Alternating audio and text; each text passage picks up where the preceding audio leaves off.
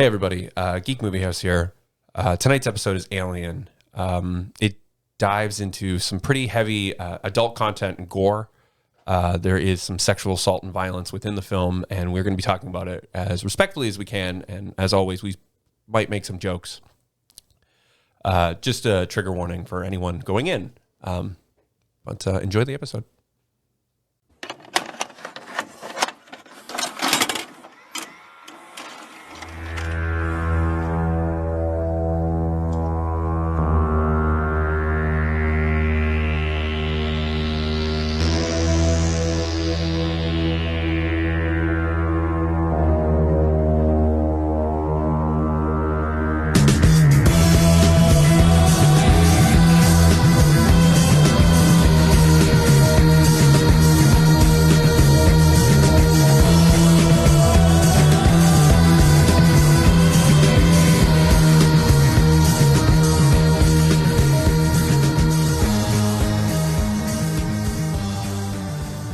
Welcome back, everyone, to Raised by Spoilers. Tonight, we watched 1979's Alien, a film by Ridley Scott. But first, we have to do our first retraction of the series.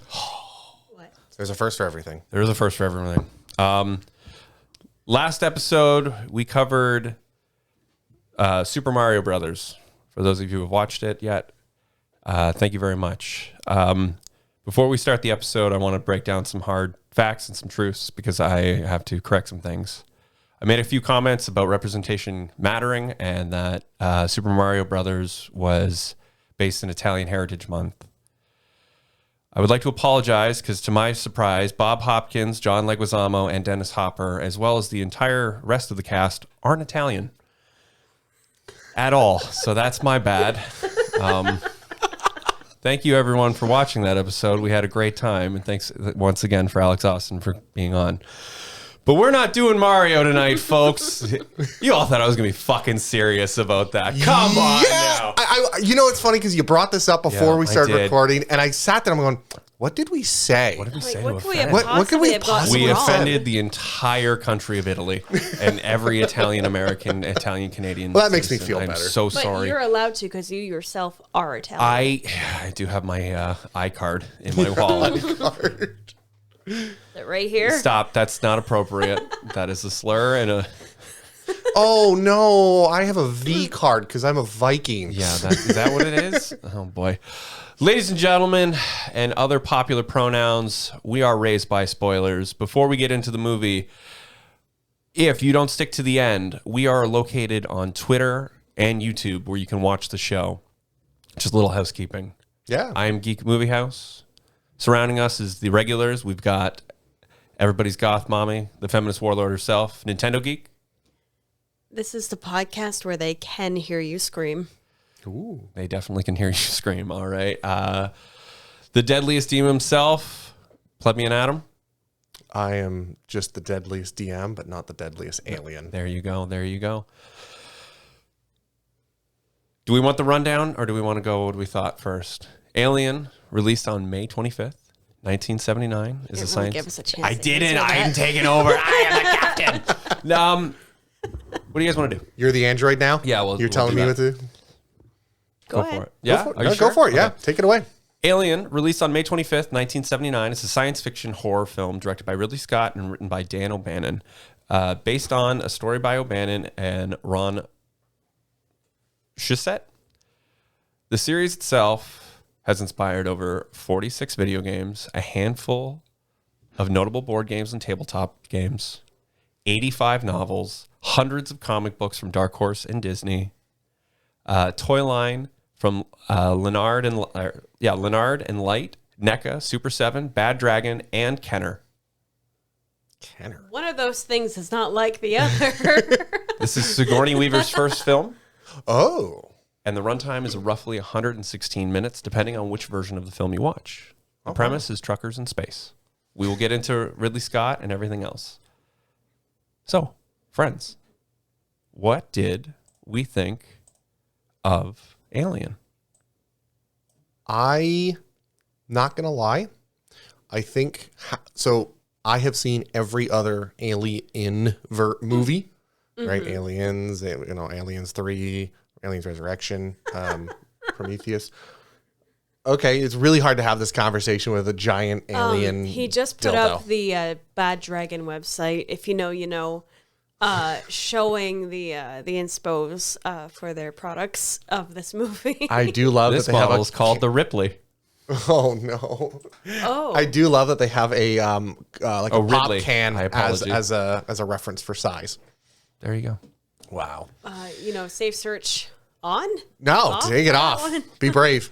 Adam, what did you think of the Sorry. movie? No, I want to watch that back and be like, just my face realization, like, whoa. What are you? Oh my God. Told you we're gonna have a fun episode. So I think having known the outcome, Okay. having known, because I've watched all the other movies and I know a lot about Xenomorphs, which is weird that I've never seen this movie. That is but weird. I've seen I know, all of them. Yeah. When you said that, I was kind of like, hold up a minute. Yeah. Wait a minute. How What? could you? I think I made the when you said that, I'm like, that's like watching Two Towers without watching The Fellowship of the Ring. Yeah. Yeah, it is. It is. And it was just really weird that I know so much about the Xenomorph lore and all this information. Obviously, I know the outcome of this movie. Yeah. So They make more. They make more. And so because of that, I felt like some of the suspense was gone. Okay. Okay. Yeah, I could see that. I could see in a vacuum of this is the only movie. Yeah. You don't know who's gonna live, who's gonna die, what's gonna Yeah. go on, and that's And when they're going to die. And yeah, and that's I think the difference too, though, of going backwards. Yeah. And sort of watching classics and stuff like that, where you're like, well, there's this Halloween franchise, and I really hope they get Michael Myers in the first one, even though they made They got him right. 32. Like, But I think this is kind of the reason why we're sort of named Raised by Spoilers is Right. because I've never seen this movie, but I know exactly what happened in it yeah, prior to ever watching it. true. Well, it's a cultural phenomenon at this point too, right? Yeah. I think as a movie, it's definitely one of those where I can go, okay, I can see why at the time this was masterfully impactful. But right now, it was a bit soft for me. Okay. Okay. Well, Amanda, what'd you think before I'll go into the critics? I mean, it's been a few years since I've seen it last. Like I have seen it. I did watch it in order. I think when we first started dating, I'm like, yeah, I never seen Alien. So we kind of went through. I think when Netflix just started around, like so we watched them. I think up to Alien 3, Yeah. and then I think a few years later we watched Alien versus Predator. Yeah. But no, I like it. A very different tone. Yeah. Yeah, it's more like this one had like zero comedy. Yeah. Like I feel as they go, they add more and more comedy to it, maybe to kind of like Ease the tension. Yeah, because this become- one was very like now knowing more about it, watching it again, it's like very intentional. Every shot was set up like perfectly, like and super like to really lock in that claustrophobia. Yeah. And like at the end of it, I was kind of like I was sitting like I was all tucked up, and I'm like, oh my God. Like when she's like, yeah, 4 minutes, and it's like, Jesus Christ. And I know what happened, so I'm just still like, ugh. It's a good tension It's builder. intense, yeah. It's a good tension builder. No, Classic tension builder. yeah, you The can really countdown. see where Ridley Scott was like, we need to do it this very specific, drawn out way. Right. Yeah. Cool. It's good. It still holds up. We'll get to that. Yeah. But yeah, it does. So you said classic, right? Yeah.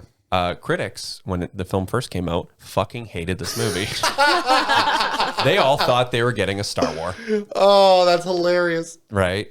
Critical reactions to the film were initially mixed. Some critics, who were not usually favorited towards science fiction or horror, called it a cheap haunted house in space. A review from Time Out said the film was empty. It was an empty bag of tricks whose production values and expense was trickery, cannot disguise imaginative poverty. Oh no! Let me read that one again. You cannot disguise imaginative poverty. You are out of ideas, and it's just insane because the caliber and art direction behind this film, and the amount of people who worked on this movie, Yeah. and where the history of this film is bananas. But at the time, reviewers fucking hated it. Am I the only Robert Ebert loved it. He was like, wow, oh my God, something different finally. Yeah. Right? Yeah. Am I the only one that the older I get, the more I don't listen to the critics. No, yeah, true. Like even with newer movies coming out, we never list. Like we just go and see movies if we want to. It's like, chances are if it's one person saying they'd hate it, it's really good. Yeah. Like it's one person's opinion. you know? Yeah. That's wild that they hated it. It is very, art nouveau, I don't think is the right word, but it's very artistic. Right. And I know that critics and general audiences struggle with that sometimes. Right. Whether the critics were trying to be critical for the air quotes common man, maybe, but they shouldn't vote on that. They should vote on their own feelings. But I guess if they did, then they're just dumb. Yeah, well, that's the thing. The film itself has won Academy Award for Best Visual Effects, the Saturn Award for Best Science Fiction Film, Best Director for Scott, and Best Supporting Actress for Cartwright, and a Hugo Award for Best Dramatic Presentation. Critical receptions since then have resulted as Aliens being widely regarded as one of the greatest science fiction movies ever made and incredibly influential. Yeah. Right? Yeah. The film in 2022 was deemed critically historical and indoctrinated into the Library of Congress. Wow. It is, once again, I said a bunch of video games were inspired by it for the franchise, but Metroid, Dead Space, Mass Effect. There's a lot of fingerprints throughout. Well, everything. Yeah. Metroid is my biggest one that I always go to. Well, Ripley, the villain, in the first one. Exactly. Okay. Oh, I love this. Yeah. Oh, I haven't really. We went back during the other episode. It's like I was raised on Zelda, Final Fantasy, and Mario. that makes sense. I didn't really play the Metroid games. Still That makes haven't actually. So, Ridley Scott began his career in television as a designer and director into commercials and advertising, where he then moved his filmmaking skills into film, where he was doing television commercials, and his first movie was made in 1977. It's called The Duelist. It was an art house picture and was never released in America because they thought it wouldn't do so well. But when you actually see any of the scenes from The Duelist, it is stunning. Ridley Scott is American, isn't he? No, he's British. Really?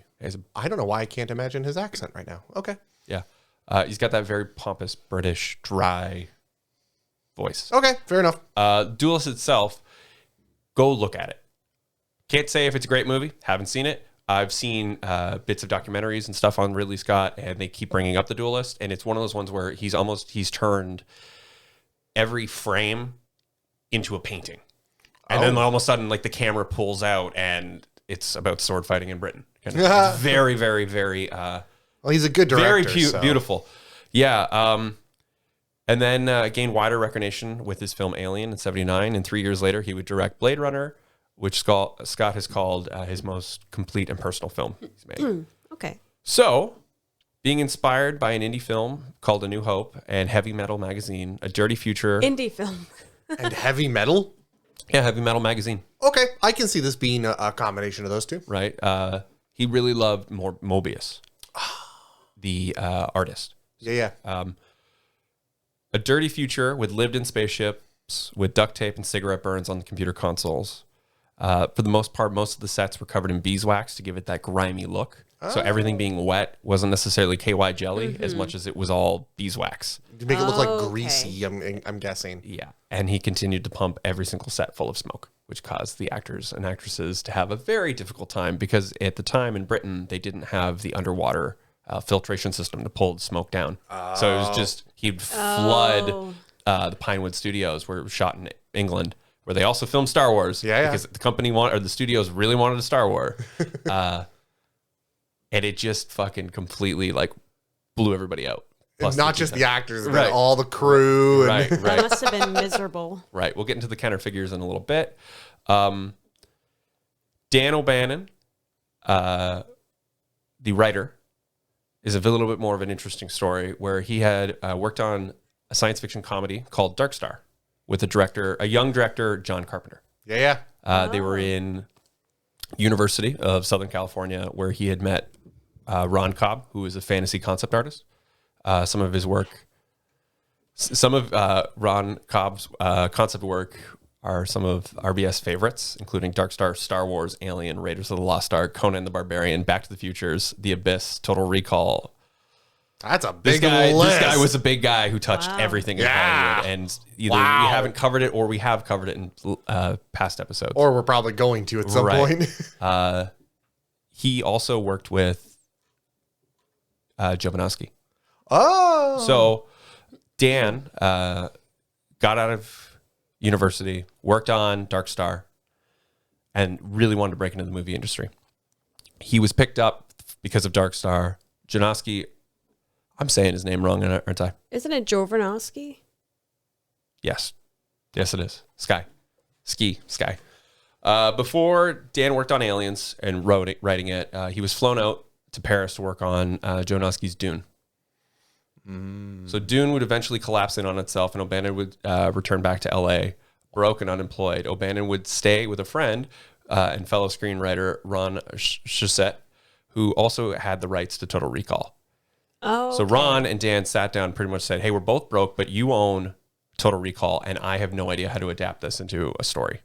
You have an idea for Alien, a concept for Alien. Yeah. So let's pen this out, and you help me with Total Recall, and we'll kind of share rights and go forward. Yeah. They didn't necessarily sell the script as much as they shopped it around when Disney, 20th Century Fox, finally picked it up off of Brandywine Productions.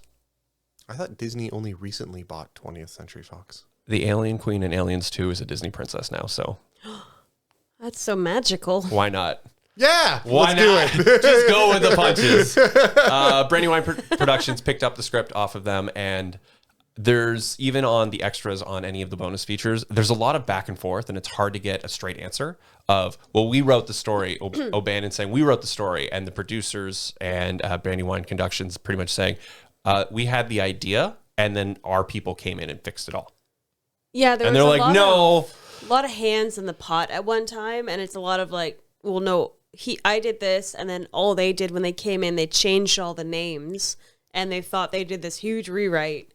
So like these There's a names lot weren't of the original animosity names. back and forth where Yeah. you're not getting a straight answer. And then Yeah. the production studio is still kind of worshiping the ground Ridley Scott walks on. So they're like, oh, it was all Ridley's idea. And Ridley's like, no, I just surrounded myself myself with science fiction fucking nerds who grew up reading pulp magazines and weird tales. Shout out to you, Conan.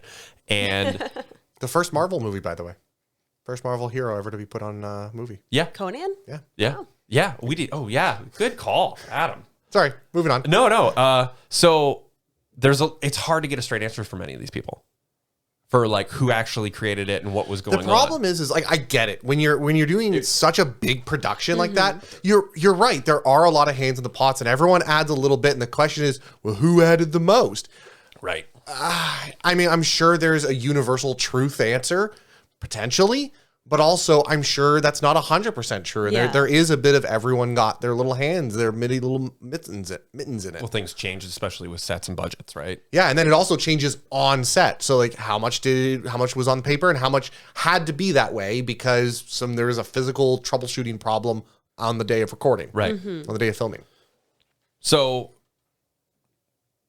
what do we got here? So pretty much Ridley Scott, art school guy, pretty much came in and drew all of his storyboards, shot for shot. So he did the entire movie, part as the pitch. I would in order love to him- get that as a book. That would, yeah, absolutely for all of it, because just for scenes, the way he wanted hallways to look and layouts. He divided up his team, doing exactly what Jovanovski did with Dune, but bringing in and recycling the same material. Dune is very important. Concept artist Rob Cobb, Chris Voss, and H.R. Giger were brought in. H.R. Giger. Right. Rob Cobb did the insides of the ships. Chris Voss did the outsides of all of the spaceships and concepts. And then Giger did the alien, the planet, the spaceship. The xenomorph. Yeah, the technology. xenomorph. Or no, it's not the xenomorph. It's the, I guess in this case, it's just called the space jockey race. The space jockey race and all of them, right? Which I You do. look like you got something. Oh no, it's just like, oh shit, you're right. Because yeah, it takes on whatever likeness the previous. Yeah, exactly. Right. Oh, So like that makes it's sense. weird that you everyone attributes H.R. Giger's to designing the xenomorphs, but really what he did was design the jockey race, whatever He they had are. The master he race. had The it master. already done. Yeah, I know. The alien itself was done. It just he never did a sculpture of it. No, but what I'm saying is like in if you argue it in lore, like he designed the master race, the jockey race, not the actual xenomorph. Because that's like a hybrid of like human and... Yeah, the xenomorphs don't have a ship. They don't have technology. Okay, yeah, they're just a weapon. The Protheans are the engineers. The engineers. That's the word we use. Yeah. The plants. But yeah, exactly. So I just realized that's an interesting concept that when you go into the ship, it feels like an alien, but you realize, no, that's actually the engineers, not the xenomorphs in a weird way. So, sorry, just a weird No. By all means, this is what we do. No, I was going to say, arguably, there'd be no alien without H.R. Geiger and his art designs. That just made the whole feel of the movie. Right. So they were flipping through his book, The Necronomicon, in one of the offices because of the ideas in artsy California. Giger himself was approached. There is a documentary. It's on YouTube. It's called Dark Star, and it is an H.R. Giger documentary. It goes in. It's roughly about 2 hours, and it kind of explores him. It's when he was still alive. It goes back into his history with art, working on Aliens and the other films that he's worked on, and just even exhibits bars, art installations, and his impact on culture today. Yeah. We are not going to go that deep on Giger. I love some of his stuff. It was beautiful. Some of it's haunting. Some of it's a man sucking on a dick, sucking on a gun, blowing out his brains, blossoming into a machine motor engine, and it's horrifying. Guy. Just completely thing. He's the clear definition of the weirdest creators make the weirdest creations. Right. Yeah. Interestingly enough, though, Giger, terrified of flying, wouldn't get in a jet. So he would know that. Yeah. Mail concept art from Germany to LA, back and forth until they finally Scott set up production and they got the green light, and then they went to England. At which point Scott had visited Giger and just kind of took in his space because his studio, you can only imagine, of this weird haunted house castle that he lives in, where everything is either latex or covered in lubed. And Giger was just so excited because he had so much drawings and work that was scrapped from Dune that never got used. Yeah. So, oh my God, he's like, okay. And Scott's like, we have a budget. We're going to get into the budget in a minute because it's interesting too. But we don't have time. And Giger's like, well, no, so we're going to redesign everything. And Scott's like, no, it's perfect. But you still need to design the facehugger, the eggs, the ship. The alien is done. Yeah. And Giger was like, wanted to scrap it and completely go to the drawing board because he loved the concept. Well, yeah, but Scott and the rest of the team were probably like, no, we don't want it. We want exactly what we saw on this piece of paper. Is enough. Yeah. Right. So that was obviously just a funny one because he was just a screwball, but apparently the nicest, quietest kind of dude. Just very, very quiet and very nice. It always gets the feel. I always assume that there's like this feeling that everyone who's working with him on set or wherever he is just like they avoid him because he's so weird. But he's just, you're like, oh my God, he's a creep. But then you walk up and talk to him. He's like, hello. Yeah, nice day. Yeah. And then he goes off into like a drift and just starts talking about madness, the fear, and void. And you're like, oh no.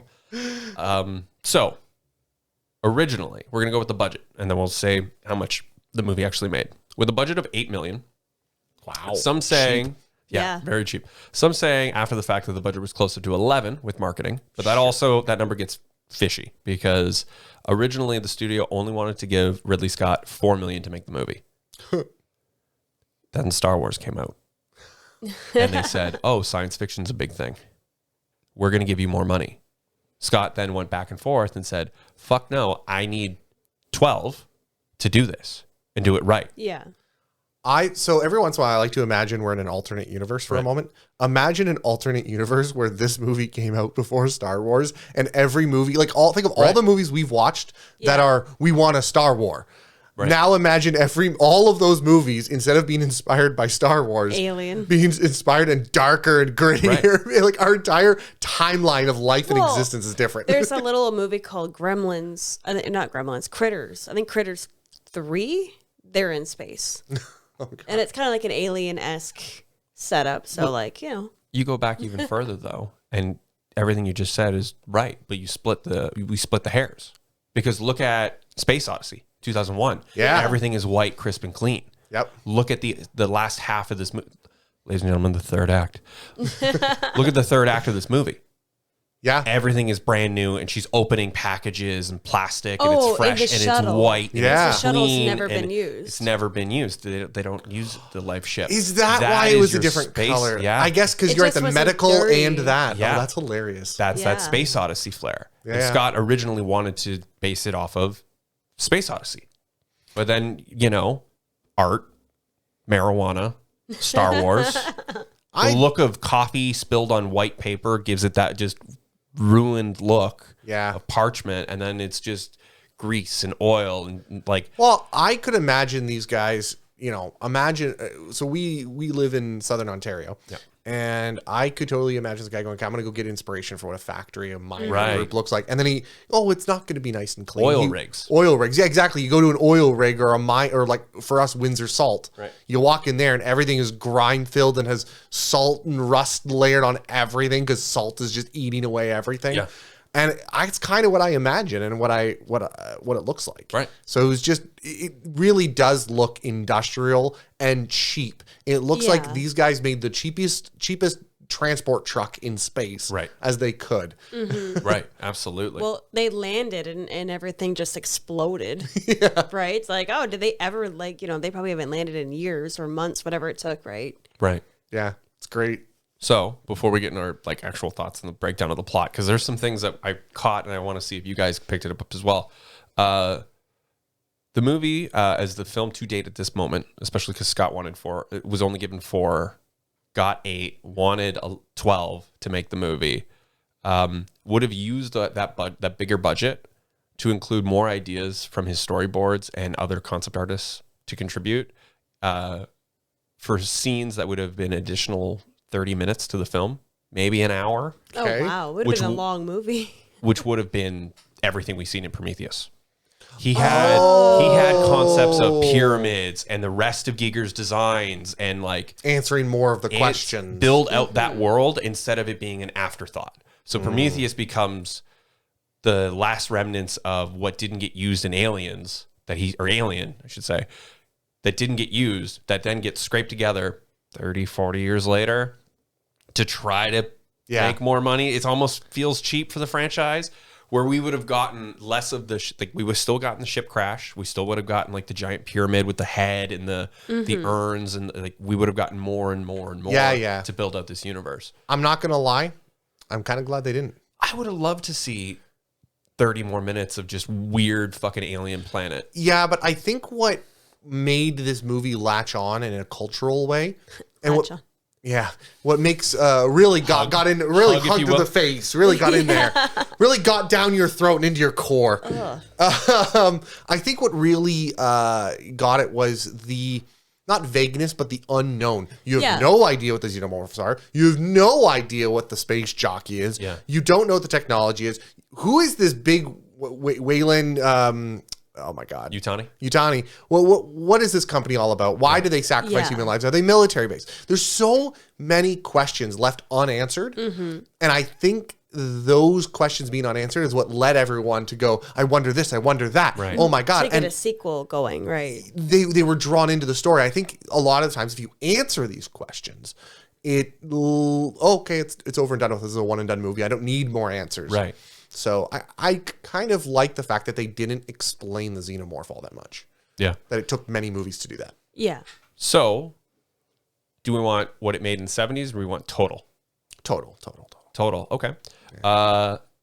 As of right now, from I want to say 2022, when it was finally released as director's cut and everything, the movie itself has made $184.7 million. Okay. Wow. How much did it make on release time? Because you said it didn't do very well. Did it do well? What I'm asking is, did it do well in theaters at the time? No, can't find mice. Box office. Oh, God. Oh, no. Oh, God. Oh, God. Oh, it's okay. Oh, God. No. I don't know if you're going to find what we're looking for. I will. Oh my God. We got to fill silence. There we go. Oh. Original release. There you go. 99 of that was original release. Yeah. Holy crap. Yeah. 99 million? So it did really well. Yeah. Yeah. So it made very, very well. $90 million. Yes. Yeah. Only Well, released in 39 markets. yeah. No, that that's another proof that critics haven't changed. Yeah. Wow. So I got right now 90 theaters plus one in Canada, setting a 51 house record. Plus one in Canada. Plus one in Canada. Hey, this is just the information I have.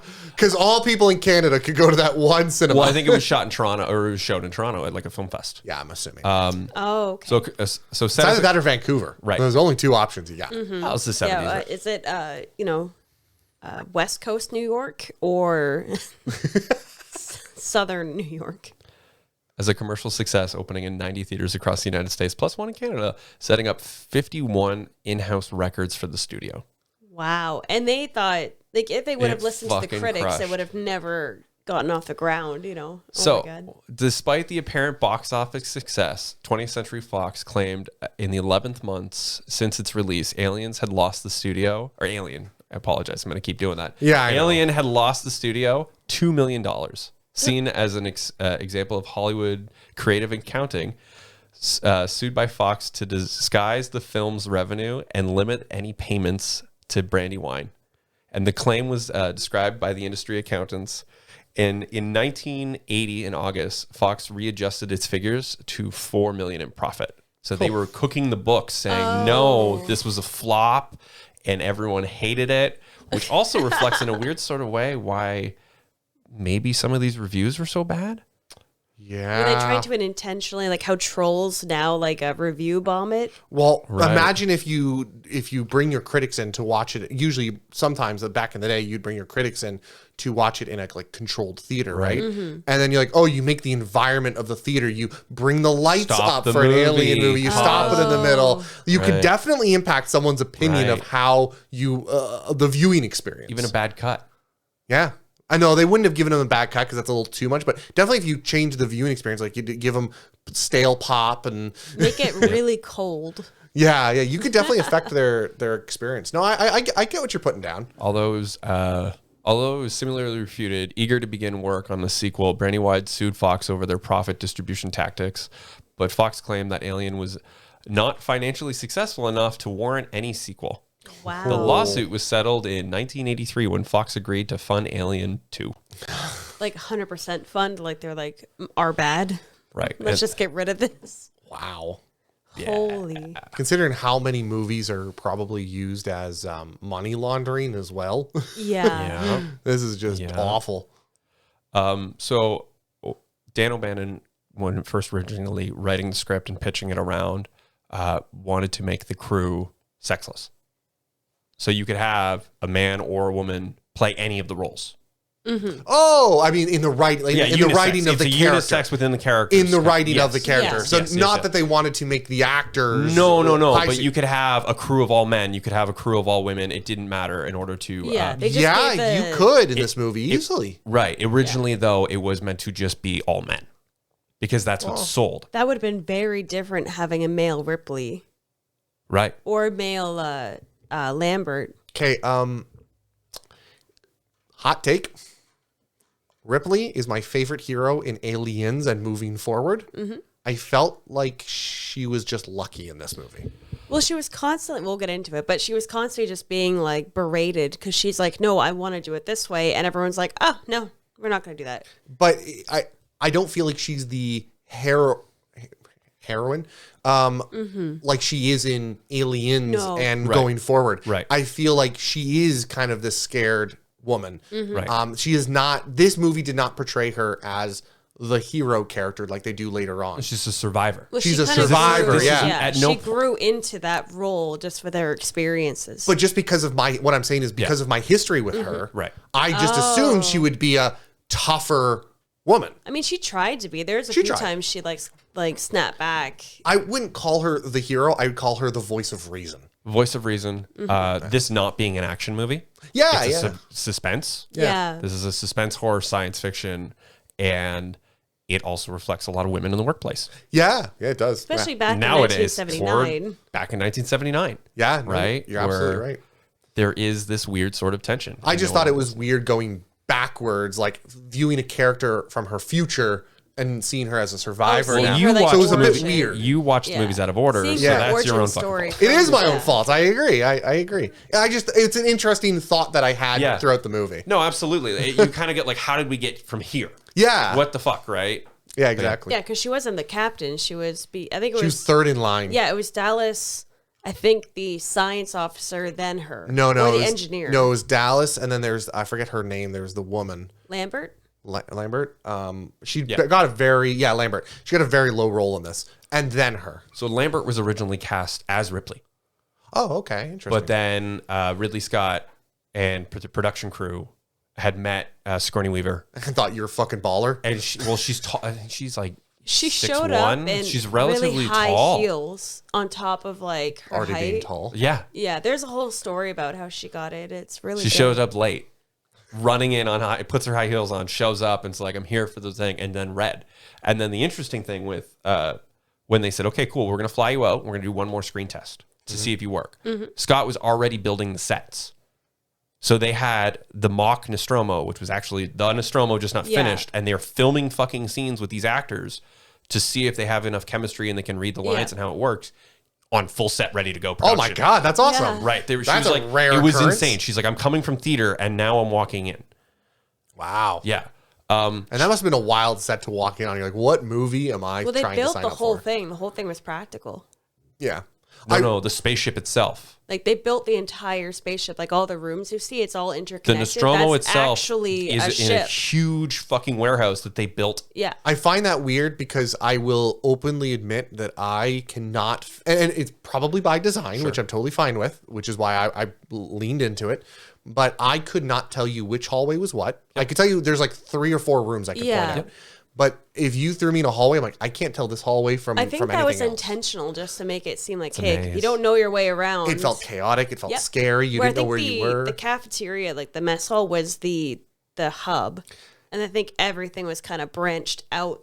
It was also the safe space. Yeah. Right. The Yeah, heart. nothing ever. Oh, actually, that's a lie. Nothing bad ever happened there. Right. Yeah. Until that's when the movie takes its turn. Yeah. So, Ron Cobb designed stickers.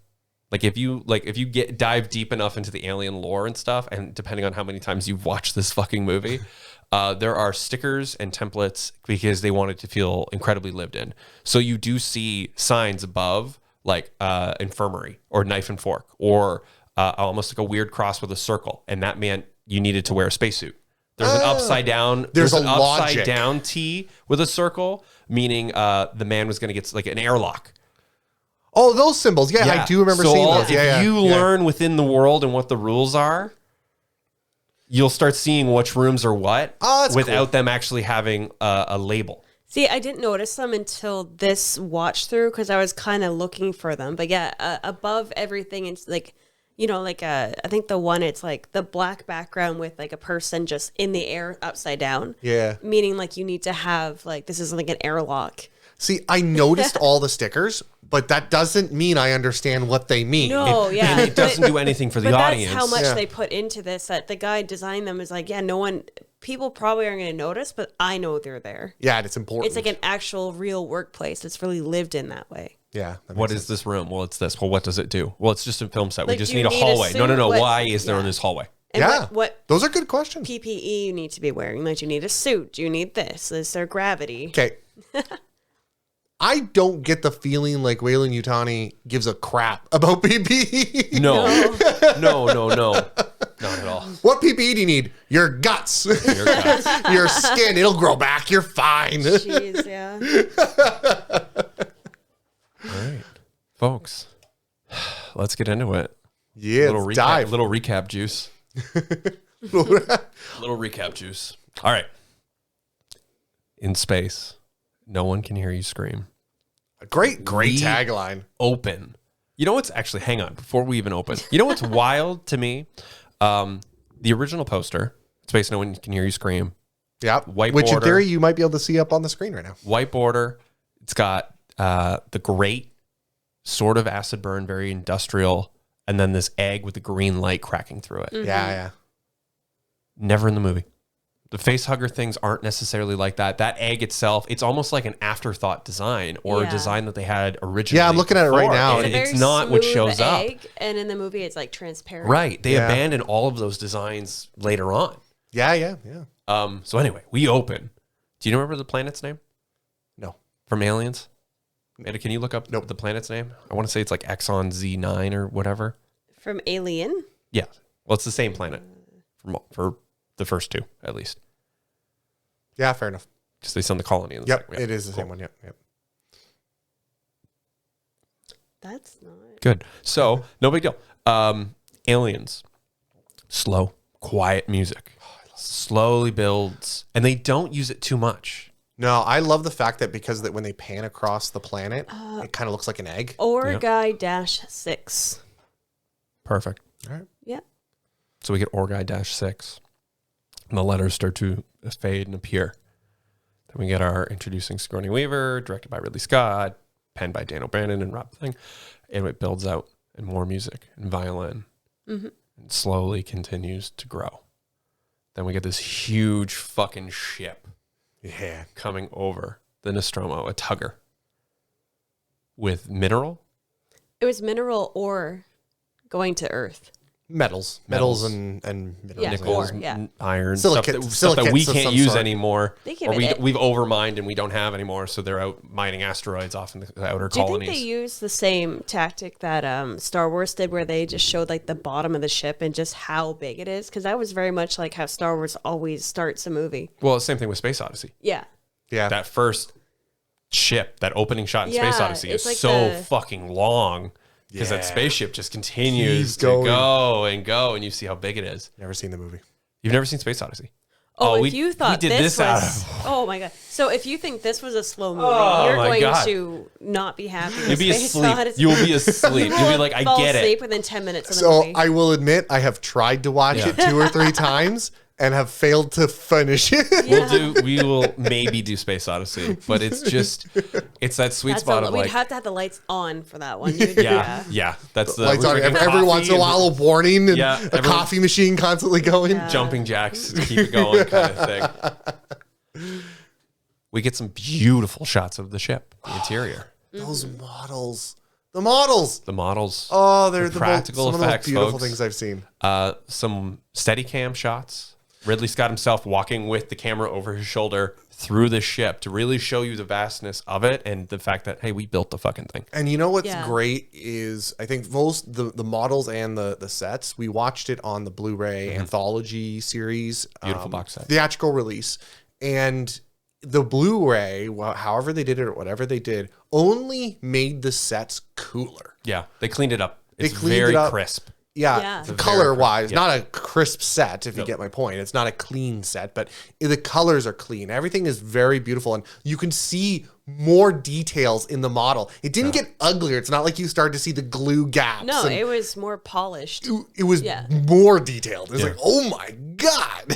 Yeah, it's gorgeous. It's gorgeous. And you even said as soon as you first see the Nostromo building flying over, and you're just like, how many model kits? How many model kits do you think that was? How many, like, because we don't have 3D printers, we don't have any of that. How many, like, World War II fighter jets and subs and tanks and How not even much kit bashing spaceships? was done. Yeah, how much kit bashing was done to kind of stick these together, because this thing is massive and it's beautiful. And it's spray painted gray. Definitely spray painted gray. From there, the crew hatches. They wake up. The ship Awakens? starts waking up. Damn. Yeah, you're right. Yeah, Visually, there's a it's like weird it's a sort of- comparable to the eggs Yeah. in a way. And they wake up. So Mother wakes I them do up. love that the first one to wake up is the one who gets the alien. yeah, John Hurt's character. John Hurt. See, I thought it's funny that he woke up first, because I would assume that they would make it so that the that Dallas would wake up being the captain, and then he would then have to wake up everybody. But I guess they all wake up at the same time. right. Yeah. John Hurt, second in command at this point. Yeah. Ash, or no, that's Ian Holm. Kane. Kane. Yeah. There's a weird sort of. You're right though. You'd think, because he's second in command, you'd think that Dallas would wake up. The interesting thing and takeaway here is, especially because we cut from them all waking up right to the breakfast/dinner scene. Yeah, it was Where like they're- this long, quiet scene, Right. and then sudden energy. And we have cigarettes and coffee. First cigarettes thing. and coffee, right? We have Brett and Parker arguing about shares Yeah. and Yeah. percentages and cuts because they are working underground in the engine room and keeping the boat afloat.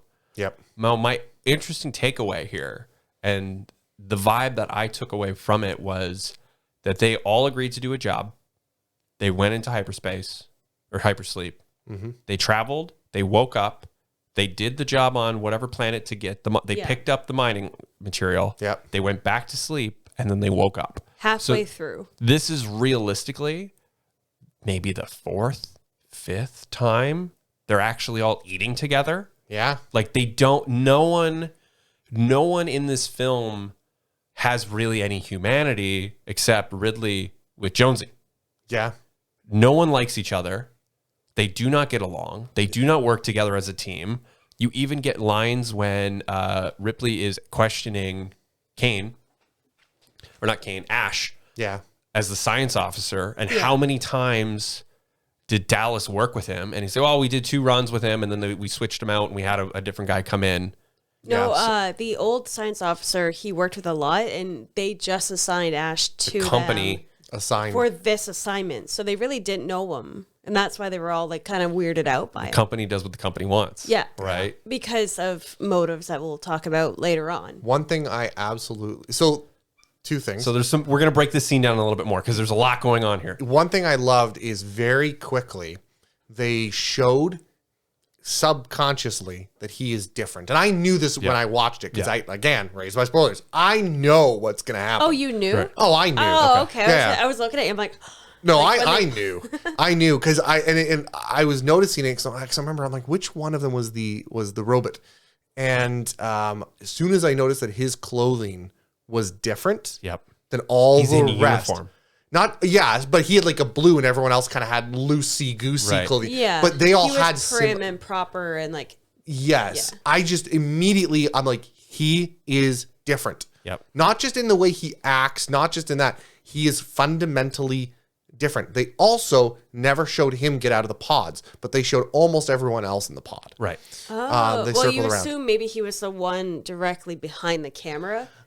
Which is the trick of the camera. You assume Yeah. that. And Right, he was the right. only one drinking milk, Yeah, milk, yeah. which was his like fluid. But I just love that very quickly, subconsciously, they imply he is not like them.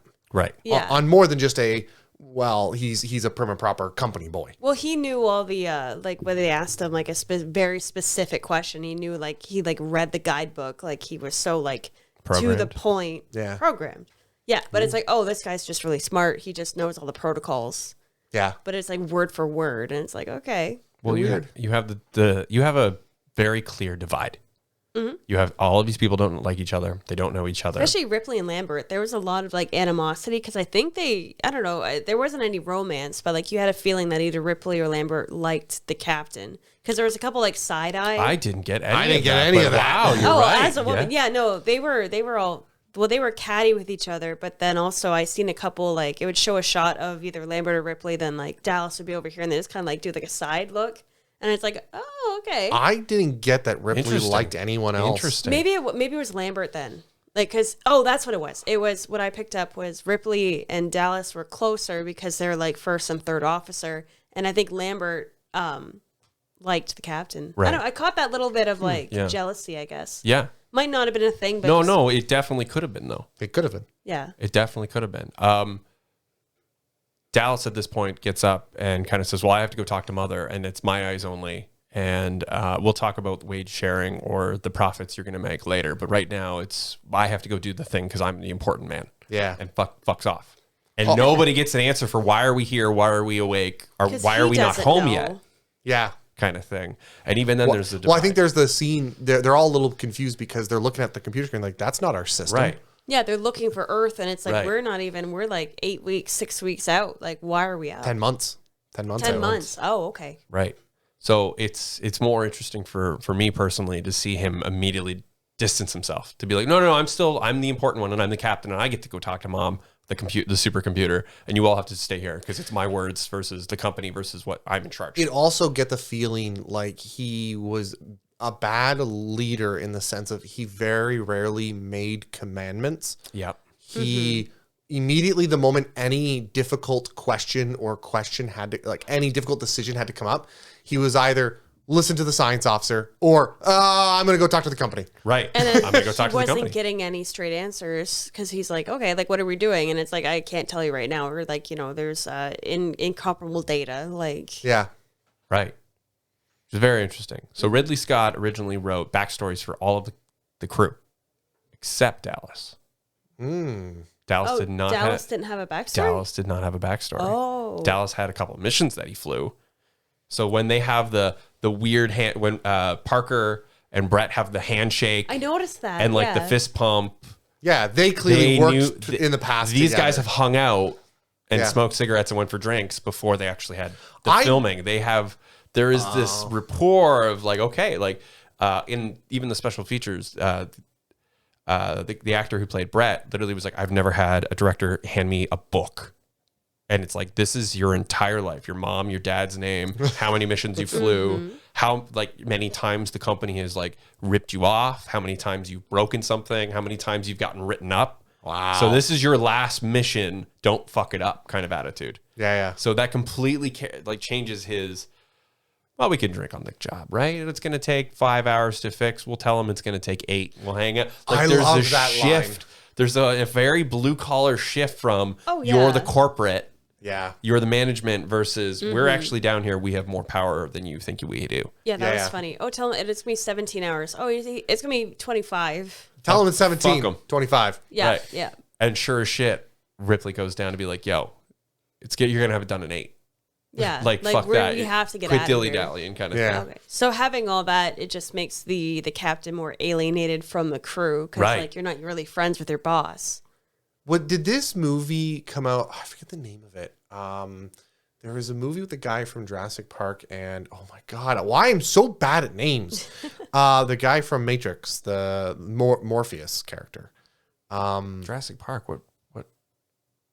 So there is a movie, Event Horizon. Did this come out before or after Event Horizon? Okay, so Event Horizon, I want to say is 1990. Because I got this opening, I got a lot of Event Horizon, and I can't tell who stole from who. 97. 97. So Event Horizon was way after. Very much, yeah, very Way much, after. very much Alien. Yeah. Very inspired by Alien. Okay, because I got it kind of gave me the same vibes. I don't want to say Fisher. Lawrence Fishburne. Fishburne. Yeah, that's it. Lawrence Yeah. Fishburne. Yeah, that's it. Yeah. Very, very much the same kind of tone. Yeah. Event Horizon, very good. Not great, but very good. Yeah. Okay, so they all wake up. They are on the ship. They have the infighting. We have the back and forth. Mother tells them that there is a distress signal and they need to go and investigate.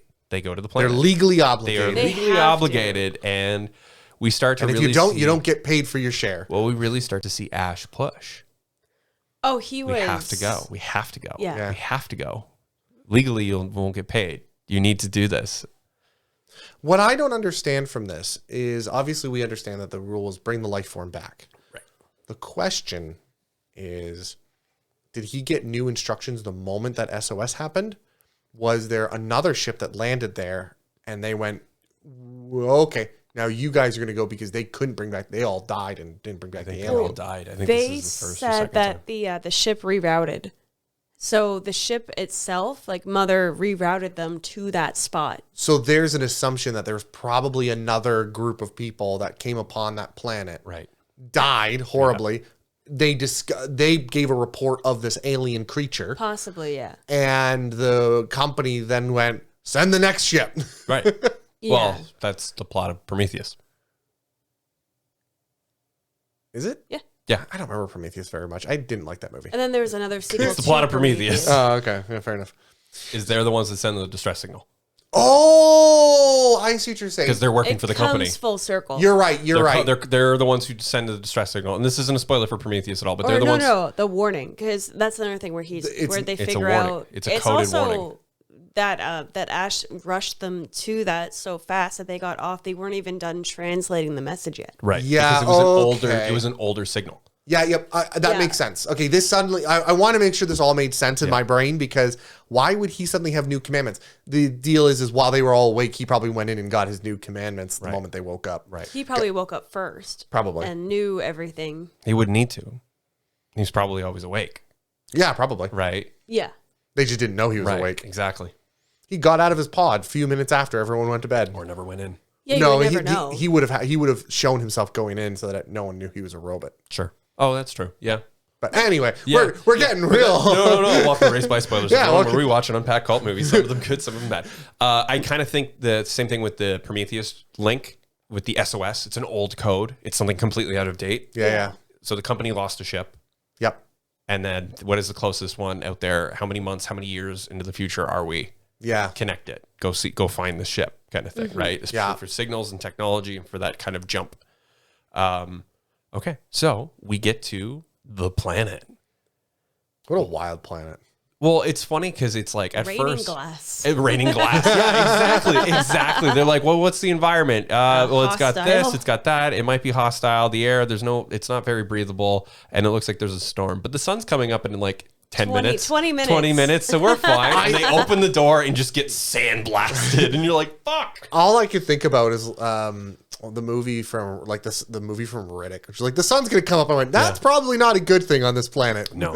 No, it probably gets really hot glass. Yeah. Or no, it was like solid like carbon monoxide crystals or something. Well, it was freezing and just Yeah. Oh my god. It's crazy. It's a wild planet, and they kind of didn't really show much of the surface of the planet, but I don't think they had to because it was unimportant to the plot. Probably very sharp. They brought in sand and built a desert and then lit it very poorly and filled it with smoke and had giant fans going and did it all practical, right? Yeah. Oh God, they're wild. So they're walking through in these spacesuits that are almost designed from Mobius, from Heavy Metal, meets the classic Star Wars Darth Vader helmet, meets Like samurai armor. Yeah, they got that little The samurai shoulder pads and stuff. You can hockey gloves. hockey gloves. You can kind of see where Ridley was pulling from the Heavy Metal, just like this weird, like just off the wall fucking comic book artist. Yeah.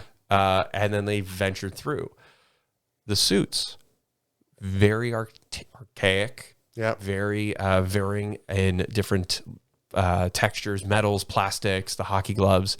I just assumed they were kind of like the overalls of someone who's like, I've worn this for 2 years and I don't get my next fresh one from the company for another 2 years. They were Right. So beat they're up. well used. Well, if you look at those suits compared to the one in the shuttle, hers was like pristine white, still had all of like the intricates, like, carvings in it, and then these ones looked like they've been used, like the Detroit firefighters, where it's like there's holes, like they're not safe.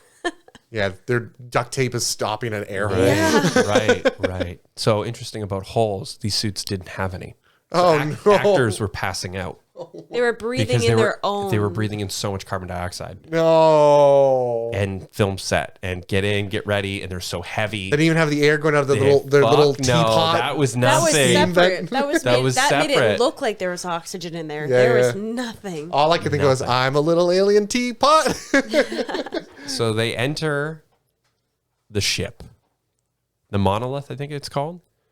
I don't remember what the ship's called. I just remember it looks like a beach, like a floaty, donut floaty. The donut floating. See, I'm reminded of Battlestar Galactica. The Cylon ship. stars. Yeah. or the Obviously old way ones? larger, The but- old ones or the new ones, because they both sort of look the same. We'll call it the new ones. Okay. Yeah.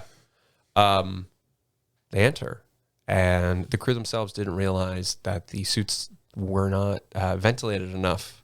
And Ridley Scott and production were just saying, "Oh, the actors are being actors, and fuck them.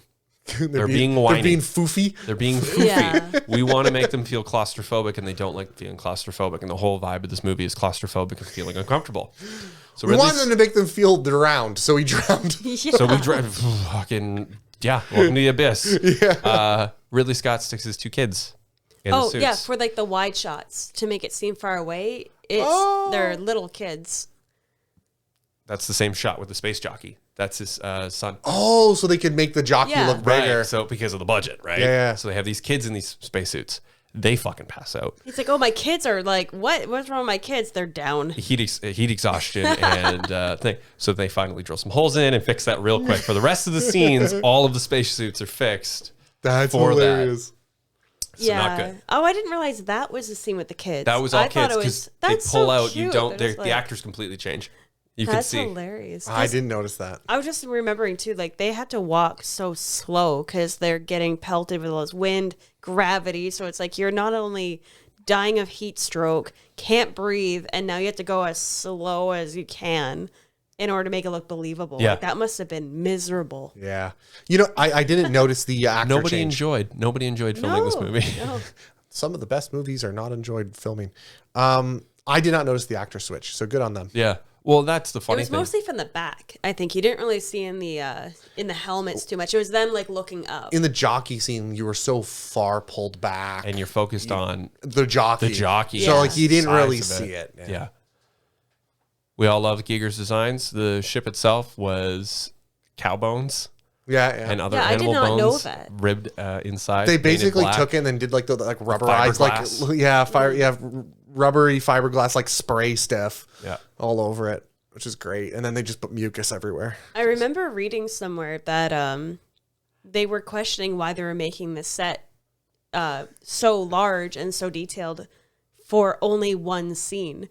And it was to make the movie look like it had a big budget. They blew a lot of it, I think, on that. Or they spent a lot of money unnecessarily on that scene. And I think the underground scene to make the movie feel bigger. That makes sense. Well, we get into Kane going down the acid burn That holes. was a huge... That is just a matte painting. That was on glass. That's all glass. It looked like it was built out. Yeah, I couldn't imagine them building that. Oh, okay, yeah. It, Right. looked, it Wild. looked convincing. It did. Right. Oh, absolutely. Well, it's the same thing with like Echo Base for Empire. Yeah, That's yeah. all matte paintings on glass and stuff. A lot of the same thing with Endor. Yeah. But yeah, so you have this beautiful, like they're using the movie tricks, right? To try to keep it cheap. In which case we find the egg chamber. So What do we all like about the egg chamber, folks? Nothing. first of all, I have to say that throughout a good portion of this movie, I felt that cliche woman in the theater going, "Don't go in there! Don't look behind the door! Right. What are you doing?" Right. Oh my God, yeah. So when they saw the acid hole, my first thought was they're like, "Well, we're gonna go and investigate." They're Like, like, "Hey." no. You call it quits. You get in your ship and you get the hell out of here. Everyone's dead here. Time to leave. Like, Time don't to keep leave. digging. What if we find what killed them? Nope. Hey, What if we somebody don't? go down there. You Let's were- investigate. Yeah, you were legally obligated to go and investigate. I think you investigated. Get the fuck out. A real union would have been like that. It would have been like, yep, okay. Well, that's the thing with Parker, right? Did we hit the legal limit of requirement? Yes, we're out. Also, at the time of this, so it's like Ripley now figures out that it's a warning, and she was gonna go out to try to warn them. But it's like what 2,000 meters? Like that's like far. Yeah. Yeah, you'll never make it. So You'll Ash never is make like, it. oh, there's no point. You'll never make it. They'll know it's a warning by now, right? I love Ash's And then character. it cut to the eggs, and it's like, Eggs. oh god, the Eggs. egg. Well, I mean, fuck, man. Parker the entire time is like, we're not military. We Why are are we not doing trained. this? We look at our ship. Look at our facilities. Yeah. If somebody actually needs help, what can we do? The best we can do is put out another signal to say, hey, here is the spot. We could not help them. Yeah. Let's get the fuck out of here. So a medical or a military ship that can presumably jump Yep. can get here to actually deal with this. Because what are we going to do? No one here is trained. We're not suited for this. We're a Right. bunch of miners. All we've got is black lung. Okay. Right. Well, that's just it. You even see the thing with Dallas later on in a couple of scenes where everyone is panicking and Dallas does not give a fuck or doesn't know what to do. And he's just scratching his chest going, yeah, we'll separate, we'll divide everybody up, and we'll just look for this thing. Well, And he's it's also like, thinking we're Yeah. gonna fight a fucking snake. right. No, I up to this point I've really liked the Ash character because while I knew Ash was a robot, I did not know Ash was a traitor. Yes. Oh, you didn't know he was working against them. Correct. It's subtle in the beginning until you really start to like really watch built. his nuances, and it's like, So I really loved the idea that it's hard for me sometimes to deal with the logic of why would you make such a dumb fucking choice? But you know what? The fact that retrospectively you look at it and go, oh, he didn't make a dumb choice. He was making a very calculated choice. Right. It just wasn't the choice you thought it was. Right. For the purposes you thought it was. Yeah. Right. And I really enjoyed it because it was subtle at the beginning and grew. But this was one of the first examples of, no, they'll figure out it's a warning. And I just sat there going, what is wrong with you? Right. But that makes total sense. Yeah, in you retrospect. would get halfway there. She would have met them like halfway, and then they would have been bringing him back already. Yeah. All right. Because he messed with it. He egg. fucked around and found out. Yeah. That's what he did with that egg. I want to go. Let's go back to the I want to egg. go back Yeah, before we yeah. get to the egg. I just want to say the Ash scene. You can watch this movie many, many times. Whether it holds up or not, we'll get to that in a second. But you can almost watch Ian Holmes' performance the entire time as Ash and just watch the movie of him before he goes to his inevitable spaghetti milk demise. You can just watch his facial expressions. How he's like just him in the background, how he's sort of biting his fingernails, but not, how he's not eating any food, how he's picking up the spoon and putting it back down. Oh. Like Yeah. you can just watch him. You can watch Ripley get berated and told to calm down and stop overreacting because you're a woman. Yeah. You can watch Dallas completely just fucking zone out because this is just textbook that he's here to drop something off and pick something back up. He's Yeah. not trained or has completely forgotten about it. The segments and division captain, of this but he's film, not a leader. He is not there, right? He might be in the building, but he is not home. It's just so interesting to see this crew and cast play off of each other and away from each other as much as they do. Yeah. It's really great. Yeah. Well, it's interesting with Lambert because you can also watch her, and she is designed to be the audience's view. Hence why she's very emotional. She's scared. She's showing it. But it's meant to be like the audience's like anxieties and like she's overreacting because that's what like you're as an audience like you don't know what's happening. I did not feel that connection. Veronica Cartwright has later went on to say that she fucking hated the role, and working didn't with like Ridley how Scott she- was yeah. great if we knew Ridley Scott was going to explode in Hollywood later on. She wanted to be Ripley and also was kind of bummed that like her character When very you were much- set to be the main actress, Right. you get a little pissed off at that. So I could understand she it. also wasn't very happy with being like, I'm just I don't do anything. I cry and I scream the entire movie. But also like to agree with your point, they're so emotionally disconnected, and we'll get to the funeral in a minute, that you needed that person breaking down because that is the logical response for somebody through a very traumatic experience is to be upset. Yeah. And everyone else they're not astronauts. They're not military. They're certainly not trained for it. Yeah. So why is the science officer all of a sudden a medic as well on top of has an answer for everything? Like it does, it starts to break down within everyone's calm morality. The egg scene, the face hugger. Kane sticks his big old noggin in the head. You see a bunch of cow hearts and livers moving around, and then Great it props. springs out at him. If it was do you think it was the light or the temperature change around it, like the subtle, like that woke it up? I think it was a multiple combination. I think it was I think it was a light. interaction. I Yeah. think it was general interaction. Because he touched it, and it was all like it was acidy before he even touched it. Two things. One, yes, I think it was always like that because he mentioned there was like a fog over top of it. It was just like So I think what was happening is the eggs and whatever goop was around the eggs was creating an atmosphere that the eggs wanted. oh okay. This is very normal stuff. I've seen this in many other movies or other alien storylines. It makes sense. It creates a mini atmosphere just for that. And that makes sense. But I think what happened was he tripped and kind of kicked it a bit. When he fell, he kind of hit, you can see him kind of knock an egg. I don't know if that's on purpose or not, or whether it's the same egg.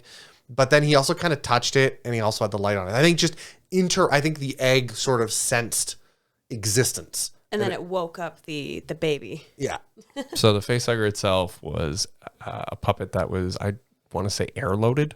So when it fucking shoots, they had to do it a couple times because they had the PSI too high. Oh, no. So John Hurt has said many Shot times right out. it would knock him on his ass every time the thing would just explode out at him. Because at first it is terrifying, and then you're like, "Oh no, it's gonna punch me." And I Like, wonder here how we many go. times they did the classic Fuck.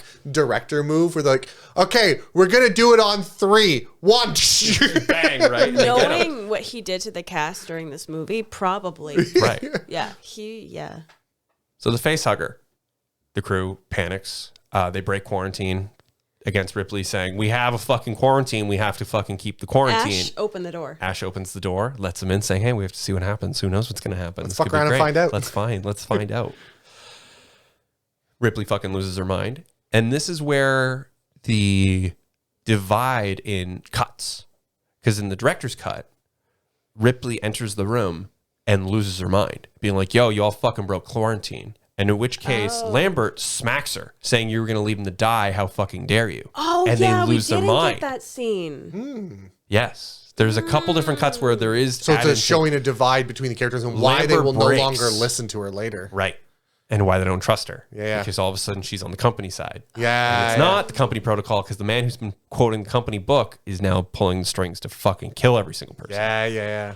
Interesting. I do remember that scene because they're like, yeah, hit Ripley, but Ripley kept anticipating it and like flinching away. And then the one take that actually stuck, I think it was Lambert like went to smack her, but then did a backhand and actually got Ripley like pretty hard in the face. funny. Well, she kept ducking. Yeah, she kept. She's like, I don't want to get hit. And she's Yeah, like, so Ridley's she did like, the fucking backhand. I think that's an cracker. important scene to really show the mistrust and why they shut her down Right. and her opinion down so much. Do you want to be captain? Because you're not going to be captain. And there's the divide between Dallas and Ripley. Yeah. Because now Ripley is second in command, Yeah.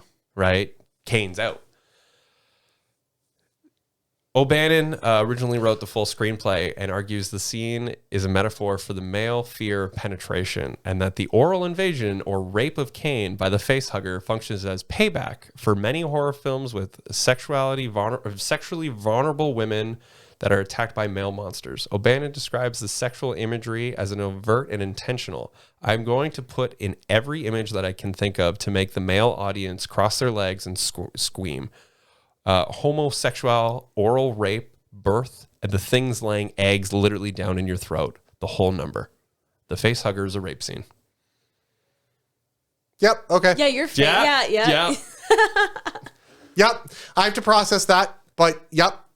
I mean, I'll be honest. Maybe I'm just messed up and I've got really nasty kinks, but I was not too disturbed by that. But that's also because I've seen it a million times. You've seen before. it a million times, Now but you can understand. Yeah, I totally see it's the a logic. Star Wars. Kenner is making action figures. Kenner is making action figures, and the big chap, which is an 18-inch alien action figure doll, to sell to kids. Now, That's think crazy. you're an audience member in 1979, where I think like the weirdest movie, or one of the weirder movies came out, like The Exorcist. Texas messed Chainsaw a lot Massacre. Of people up. So- Texas Chainsaw Massacre was a huge, like Yeah. he loved it before he made this. It's a lot of horror movies. So there's two things that I thought of during the scene. One was there's a lot of things unsaid Yes. about the history of this kind of logic. And what that means is these face huggers clearly are used to or designed to handle creatures coming at them with armor and protective gear. Sure. Because they are designed yeah. clearly to latch on and melt, like they're prepared to melt through the helmet. So clearly their design, their evolution Right. is designed to think, oh, the things I latch onto but have suits. melt the obstacle, but not hurt the host. Exactly. Because his face would have been all burned. Exactly. So like they're really like it's an evolutionary thing that they already know that they're taking on people with spacesuits. Unless the acid came from the stuff in the egg, and that was the initial like. Either way, it's all designed for the same concept. Yes. The other one was The old man fingers You- as a sexual predator. Oh, right on that. Yeah. Oh, yeah. And that makes holding sense. your mouth. No, I was more thinking of being the actor. Oh, sorry. Go ahead. I was thinking like what it was like to be like, okay, here actor, here John Hurt. Yeah. Just put this right on you. Now breathe really heavy Yeah. and controlled. I probably would have a hard time with that because I have a bit of claustrophobia. So Oh, yeah. it would struggle if you just put a creature on me, even if I knew it was fake. First of all, So you must have hated the scene where they put him into the chamber, like totally closed him in with the thing on his face and just being like totally. No, because I was on the we were on the outside were of the on the camera. camera. It didn't bother me. Because I thought I would not have been able to, especially going in a box. Yeah. And it's like, nope. What they honestly should have did is the view from the microwave. Yeah. Him in and the whole crew watching in horror behind that plate of glass. Yeah. And just it breathing and the light scanning him. And Yeah. also, And it's just like, oh, but that's also a really tight shot Yeah. on top and I of think Ash knew what it was doing because he's like, oh, no, it's supplying oxygen, We don't know what it's doing. And I'm like, I'm pretty sure he knew what was happening. They probably already knew how he probably already knew how the face hugger works from the previous. And they're like, we can't groups. take it out. Yeah, from the previous groups. Can't remove it. Right. Yeah. No, but you're right. I can totally see the implications that they're trying to get to with the writing of this, because it is human hands and design. And it is very penetrative. It's covering your mouth. It's invasive. Keep it like invasive. a secret. Yep. Yeah, no, that's it. A lot of the times, writers and creators of these things don't think that deeply about what they're doing. It's a lot of the stuff that happens are happenstance mistakes, and they have to design it because of a mistake or they're troubleshooting a problem. Right. And it's also H.R. Geiger too. It's so Giger's he's gonna designs make too. He's going to make it as creepy. Yeah. as he Well, it's a can. vagina that slaps around your face, and then old man hands grip your head saying as old man hands. old man fingers Please stop. wrap around your skull, holding it around tightly, while a vagina wraps around your lips and mouth and nose. You are forced to breathe in whatever air it feeds you as it wraps its tail around you, and then lays an egg, and then a penis emerges out of your chest as you give birth to it. No, it puts a penis in your saying a throat. lot of Literally, It puts a. that literally is designed. When that, It also when- puts like a thing in your mouth. Like it actually, Yeah, like a tube when it all the way connects down. a tube all the way down. Oh, way I down. know. Now the warning in the beginning of the episode makes sense. Hell, everyone. Yeah.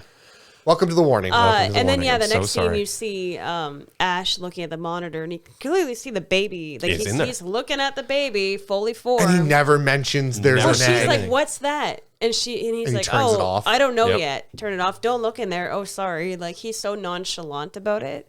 Because she's there to confront him for saying, "Hey, you're the science officer, You let this right? in." What the fuck are you doing? Because it's not very science officer of you." Yeah. Eeh. I loved it because as someone who didn't at this time know he was betraying them, Yeah. because not every robot in all of the Aliens movies betrayed No. them. And this makes a lot more sense as to why they were so much scared of the robot from number 2. Bishop. Bishop. Bishop. Yeah. No one trusts Oh. Bishop. No one trusts And then Bishop. It Bishop's makes like, so much more sense now because Right. I always felt that was kind of I weird. like Bishop. We all love We Bishop. all love Bishop. Bishop's a good one. Yeah. But it makes Bishop more 2, sense.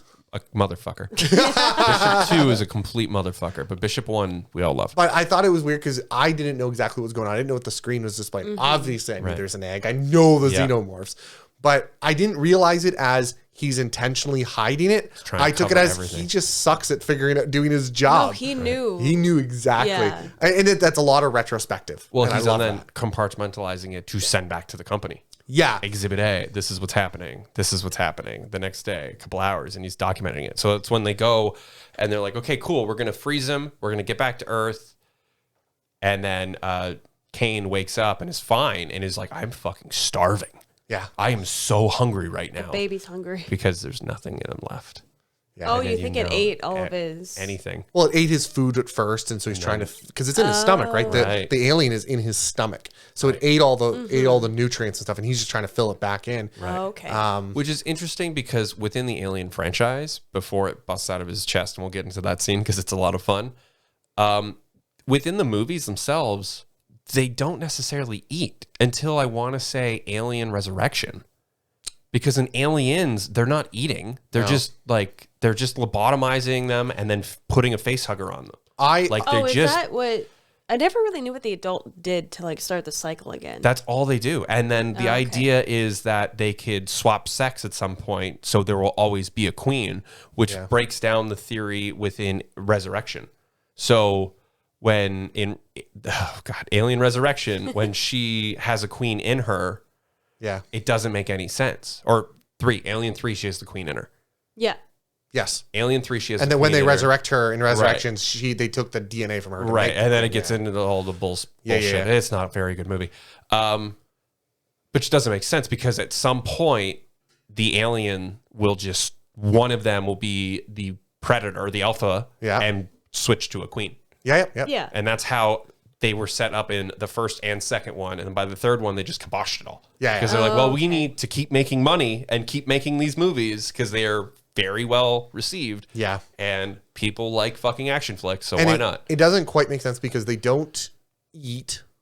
They don't. don't eat.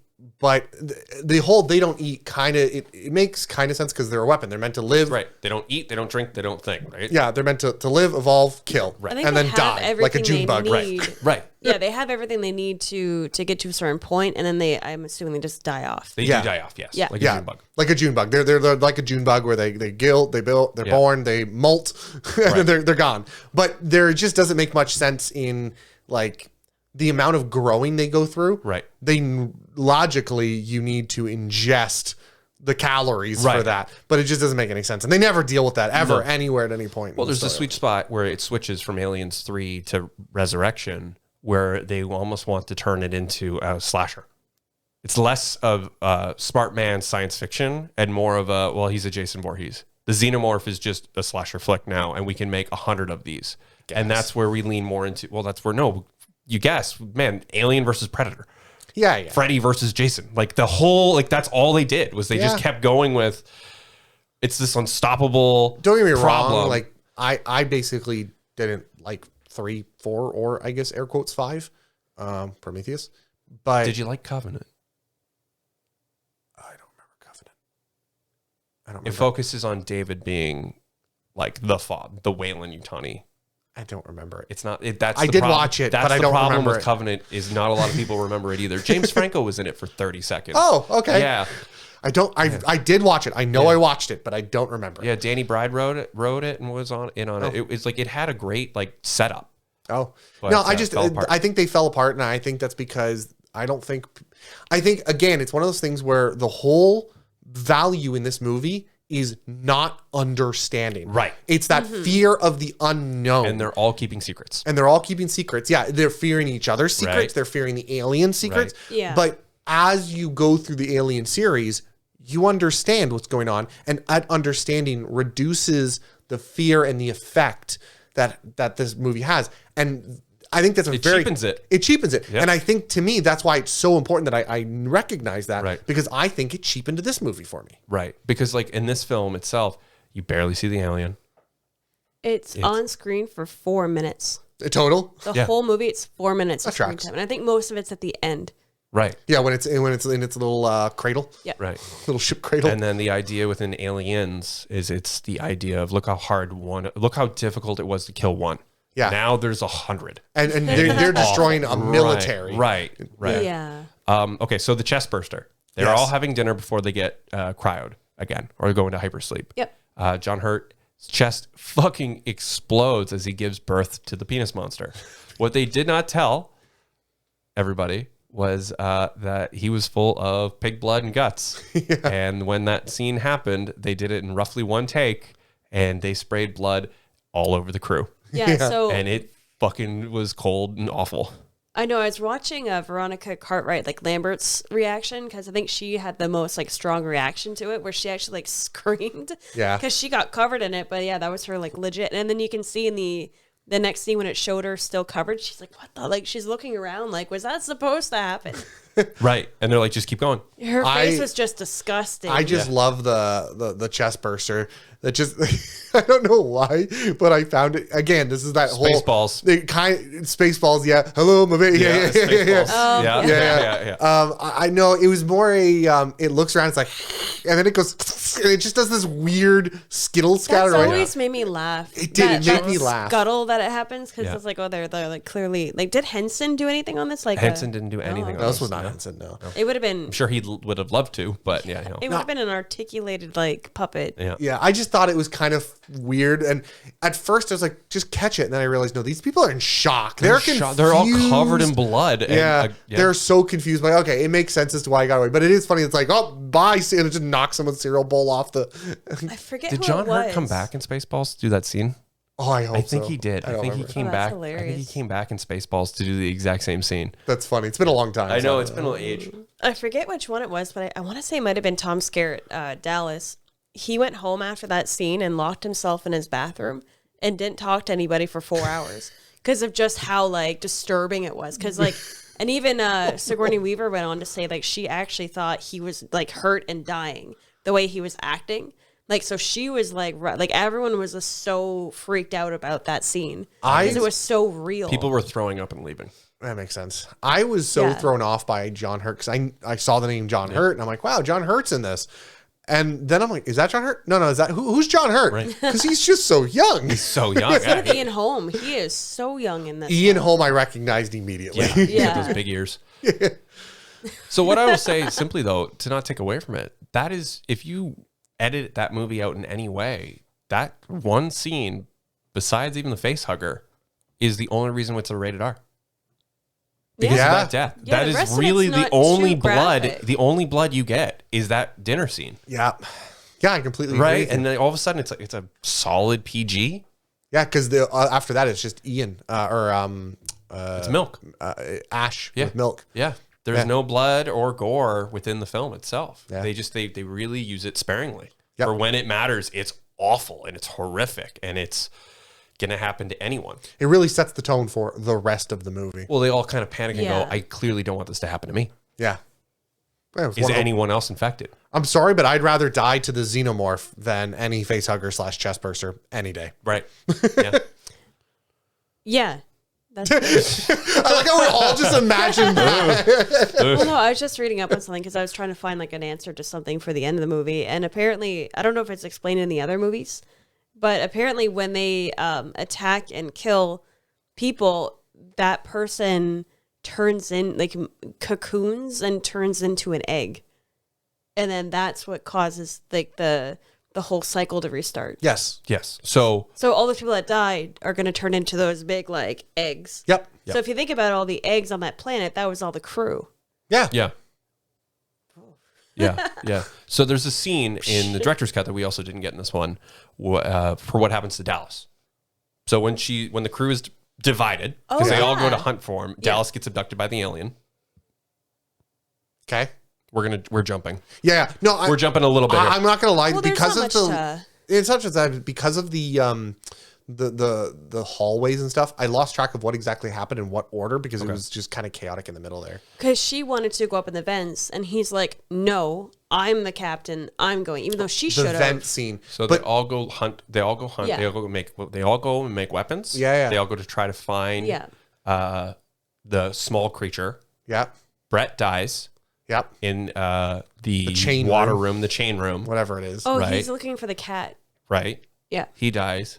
Brett dies. They all regroup. They say Brett's dead. We can't find him, or is he's gone missing? No, they found him because they're like he lifted him up, so they clearly found he the was in body. the chains. They Right. found the body. Yeah. From there, they say fuck that, flamethrowers. Let's go get him. yeah. Yeah. And Ash the And entire they realized time. at this point it had grown. It was bigger. grown. Well, than it was before they were fine. trying to capture it, and then now it's like there's no capturing The this snake skin. Yeah, it's huge. It's massive, right? It'd have to be massive in order to pick them up. From there, they load up flamethrowers. Yep. Dallas goes and says, okay, they've got to be in the air vents. We can't find them. We've already scrubbed the ship twice. There's Yeah. no way. So they go into the air vents, and that's when Dallas gets abducted, right? Yeah. We have that traumatic scene with the motion tracker. The boop, boop, boop, boop, I'm boop, boop. And it's awful. And that sound is so classic to like this clearly franchise. he's not military because my first thought, if someone's sitting there on your headphones going, he's coming at you, he's in a three-way. He's got the top, Yeah. the front, and the back. Yeah. And my first thought was, no, motherfucker. You go down one. You go down one. You get to either a place where there's only two directions, Yep. or one. If you can Right. if you can get one direction, get one direction. Right. But at best two directions. Right. And then that's it. And I'm like, why would you sit She there also right where you wasn't were? telling him it's from your left or it's on your right. Right. Yeah. Well, there's panic. They're panic. Oh yeah, because she's like, yeah, you. They're would be not panicking. military. Right. This is fearful. They're miners, and there's a weird, creepy giant scorpion going through the minefield. Yeah, the mine shaft. To backtrack quick, none of them really give a shit, and they get rid of John Hurt's character. They have the funeral, and they have that very solid, quiet moment Oh, of yeah. them all Anyone clearly want to say being anything? strangers and not liking each other. And it's like, does anyone want to say anything nice? No, cool, gone, and they just shoot him out the airlock. And that's comedic. It's terrible. It's really sad, It but just it's also happened like really fast. this also should have happened in the beginning. They should have kept him in quarantine, set up a bed, checked him in the airlock, and 'Cause he would have worked in the turned airlock the into- entire time. And then just if anything happened, Yeah, pop him but out. the science. Right. Ash clearly didn't want that. Didn't want that. So anyway, Dallas gets abducted. In the director's cut, later on in the movie, when Sigourney Weaver's Ripley is trying to find Jonesy, because she has to go find the cat one more time, they find Dallas, and at that point, Dallas is morphed and like speckled to the wall. In all of that, Oh, kind of like from organic- Aliens. Yes, like in all of that organic, and he is just covered in lube.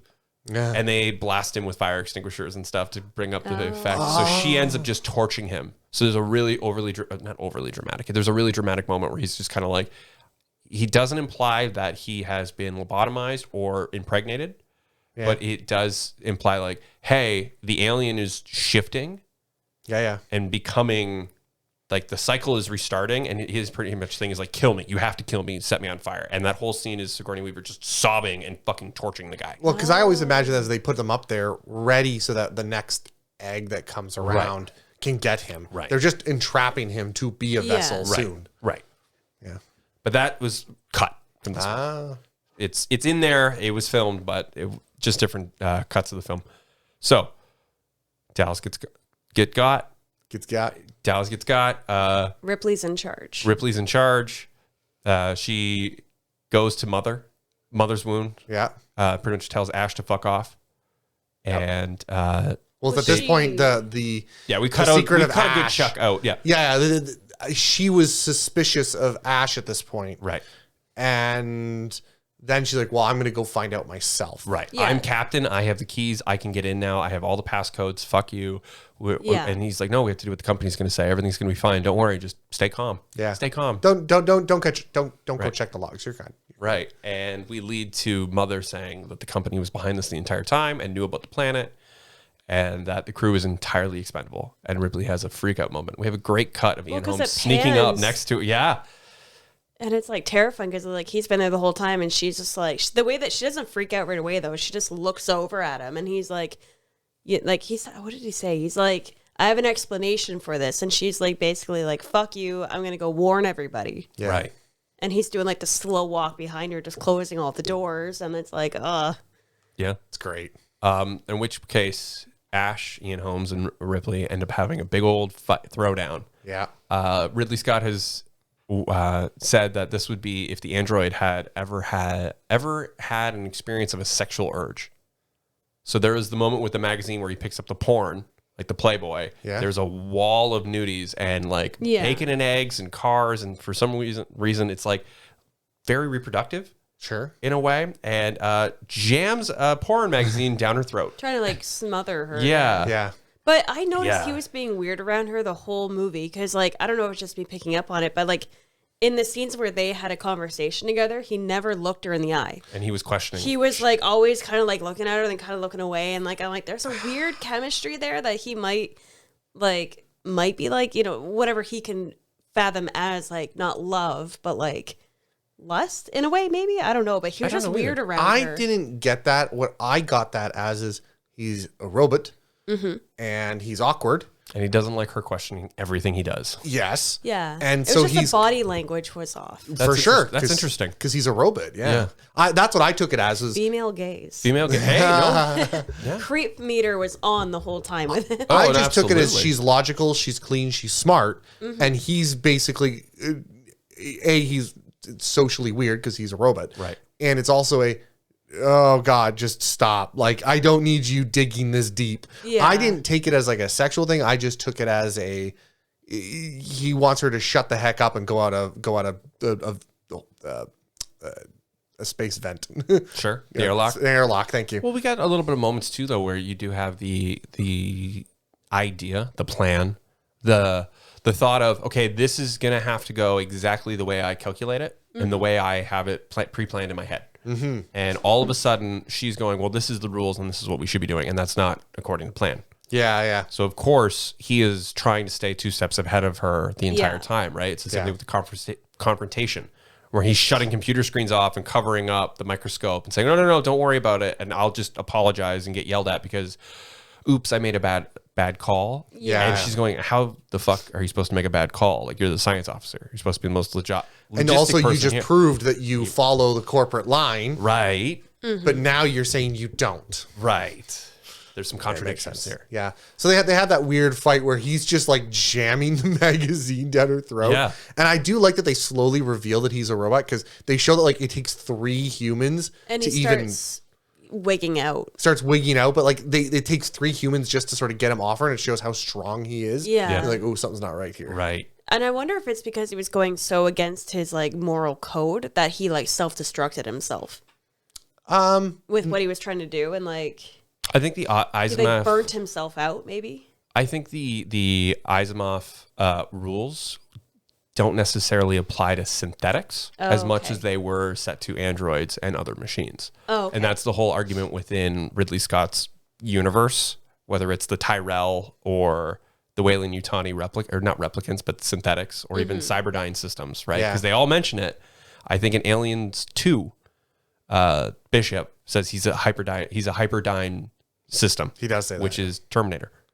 Oh, It links back. okay. Oh, is And that what that's supposed to be what that referenced is. to? He's a hyperdyne system. Where Ridley Scott's, if you watch the Blade Runner commentary and breakdown, especially with the director's cut, he says about how the aliens crew of Nostromo would definitely be one of those characters walking out of the bar in a background. And the synthetic cool. or the replicant would have been one of those off-world colonies, Yeah, okay. in which case they both sort of science fiction-y do the, I it's just- all connected, but like it's robots in space and they're miners, and this Okay. is... Yeah, I just couldn't imagine the Weyland-Yutani even remotely trying to program one of the Asimov lines of "Thou shalt not harm humans," because Right.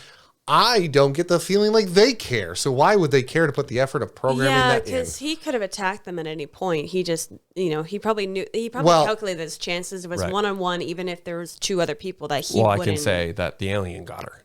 Yeah, no, it's not even that. It's, you notice his primary was get the life form.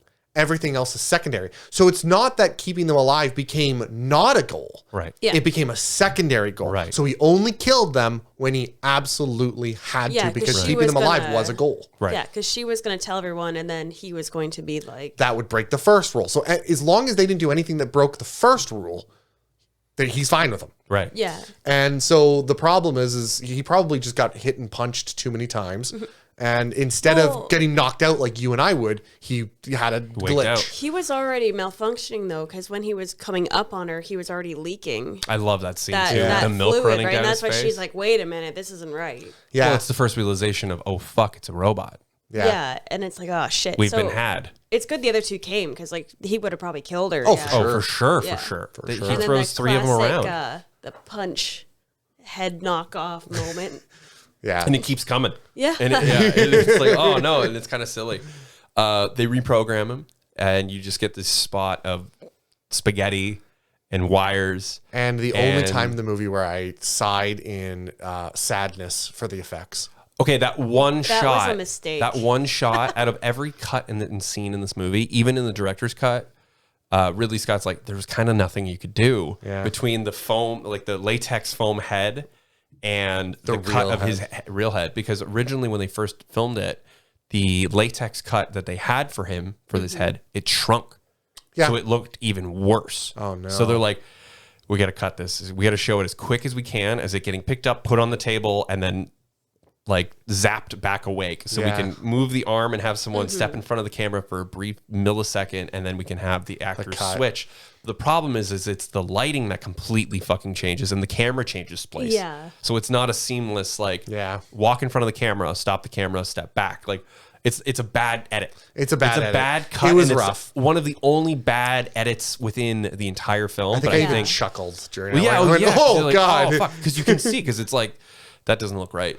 Like everything looks, what's about to happen looks phenomenal, even though it's glass beads and spaghetti and milk poured everywhere with different kinds of wires Yeah, coming the out of glass everything. beads were interesting. I wasn't expecting the glass beads, Yeah, like the balls. fun, weird, like what the fuck? All I could think Alien about sides. was the poisonous gas from The Rock. The what? The Rock with Sean Connery and Nicolas Cage. No. Okay. Oh my God! Quickly look up The Rock gas or whatever. Yeah, Sean Connery and Nicolas Cage, and it's just like a hanging, like basically anal beads. See if you can find images. There you go. There's your This? little hanging. Oh. Yeah, it's like glass green balls, like an they look like and they bat dangle. beads. So they're in like a container in that little clip there. But they, oh, well, The Rock. But they like kind of dangle, and the whole shtick is if any of them shatters, they create a gas and basically kill everyone within a certain distance. Okay. Okay. All right, sounds like we Okay. might have a movie for Okay. Raised by Spoilers. I've of some seen point. the Rock glass beads everywhere. Apparently, there's a big. That's like a big prop for people to build It is, nowadays. yeah, Like it is. people love to have that on like their shelf. Okay. Yeah, it is. Never heard of that movie. Okay. That I've might be never- your Nicolas Cage movie. that might have I a have good never heard of May that or may movie. not have been planning to do. Shout out to you, Jay, if you're listening to that. We'll talk about The Rock next time I see you. So, all hell breaks loose, and we got Noodle Boy gurgling up milk going, I not sympathize for you. I can't lie to you, your odds of survival, but I can sympathize with you. My sympathies to you, which is the best fuck you. And then they're like, okay, now we have to go, like, we need to do the self-destruct. We need to destroy the ship. We got to get the fuck out of here. You guys need to go get the supplies. I'll get the ship. At that point, I love that there's 4 of them, and they're like, well, the ship, the supply ship can't handle 4 of us. First of all, who made you can tell it's the Wade and Yutani company, right? That's like, oh, we only have enough lifeboats for half of you. Right. Very Titanic. Then, so at this point, but they don't realize that the robot doesn't care. The robot does not like, care. It doesn't count. In the entire time, he's like, no, we're fine. Yeah. Oh, yeah, because there's only 2 pods. So Which one is person so would have weird. had to been out of the pod and then, like, awake, basically. Yeah. For 10 months. Well, for a few, but you'd go completely insane, right? You go back into Event Horizon. Yeah. Where they all just go bananas. Yeah. So she goes to get it done. She hears the cat. She's like, oh, Jonesy, I got to go find my cat, my emotional sport animal. Hey, it's Also, the can we only just- human can moment. we- It's the can only we human go moment back? in this film. Can we go back to when Brett was trying to find Jones and the cat is watching him get attacked by the xenomorph, and it's just the dead super space. zoom in on the cat, just being like, is watching this thing like destroy this I guy. too am a predator. All I can Maybe imagine that's is why the alien spared him, because he's like, we are the same. maybe. I do love that. Nighttime zoomies. I do think that's I don't. Can you imagine? Originally, the alien was going to walk like a crab too, by the way. They were testing it out where the guy was on all 4s on the floor walking until they're like, no, just stand up. My God. Crawl. Yeah, I don't know. The cat kind of throws me off because Ripley, clearly early on, she's like, no, life above all. Like, this is, no, we do not let you in. Right. And she wasn't saying it because that's the corporate line. She was saying it because it's a dumb fucking thing for you to do, to let someone that's been incubated like this inside. Yeah. It's not just the company they don't even line. know what it is, because like you had mentioned, like it melted through. They could see like the spine of it, Yeah, so they knew it was you something. couldn't see all of it, right? The old man fingers The old man fingers, Stop saying that. wrapped around his head. So like, clearly she's smart, reasonable, and cares less about human life than the logical, correct answer. Right. Yet, the moment that she's like, well, I got a few minutes while the other guys get oxygen tanks or whatever the tanks were. And they were of. being so loud. They are just. I didn't mind that because the being loud, I feel like the xenomorph could hear you a pin drop from a building. They just needed to get the fuck out of there at that point. They're just trying to refill the oxygen tanks, which also was another scene in Event Horizon. They have to do the oxygen tanks. Yeah. Another ripoff. I didn't realize how close that movie was. That's the same thing with Underwater. Yeah. But it's just weird that like they're doing this. And then she's like, well, I got a few minutes. Instead of guarding the bay, I'm gonna go get a cat. I'm like, hold on, you were completely unwilling and willing to let a bunch of humans basically die in a thing, a guy die, but now you're gonna go out of your way to go get this cat. It felt wrong for character choice. She was so stressed, and so like she's like, oh, I gotta go. Like she probably was just so like, this is my task, I gotta do it. Not even like thinking like. To me, it just felt like a reason to have a moment of suspense where you weren't sure, was the xenomorph going to attack her or was it going to attack the other two? I think to piggyback off of your statement, it felt like saving the cat was a way for her to finally take back control. Yeah. Maybe. People were going to die, and her saving the cat is a way for her to take hold of the situation. And that's when the movie really starts to shift.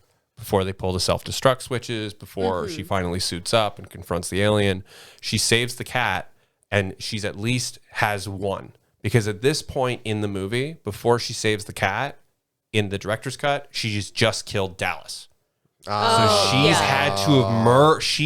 had to murder one of the crew instead of saving, and that's why the cat is such an important. Problem is that's the director's cut. I understand. Sorry, we didn't want to watch both movies. I made the choice to. I read that the theatrical version was like the version that was intended to be viewed. So my bad. But there is that shift of she's got to grasp onto anything.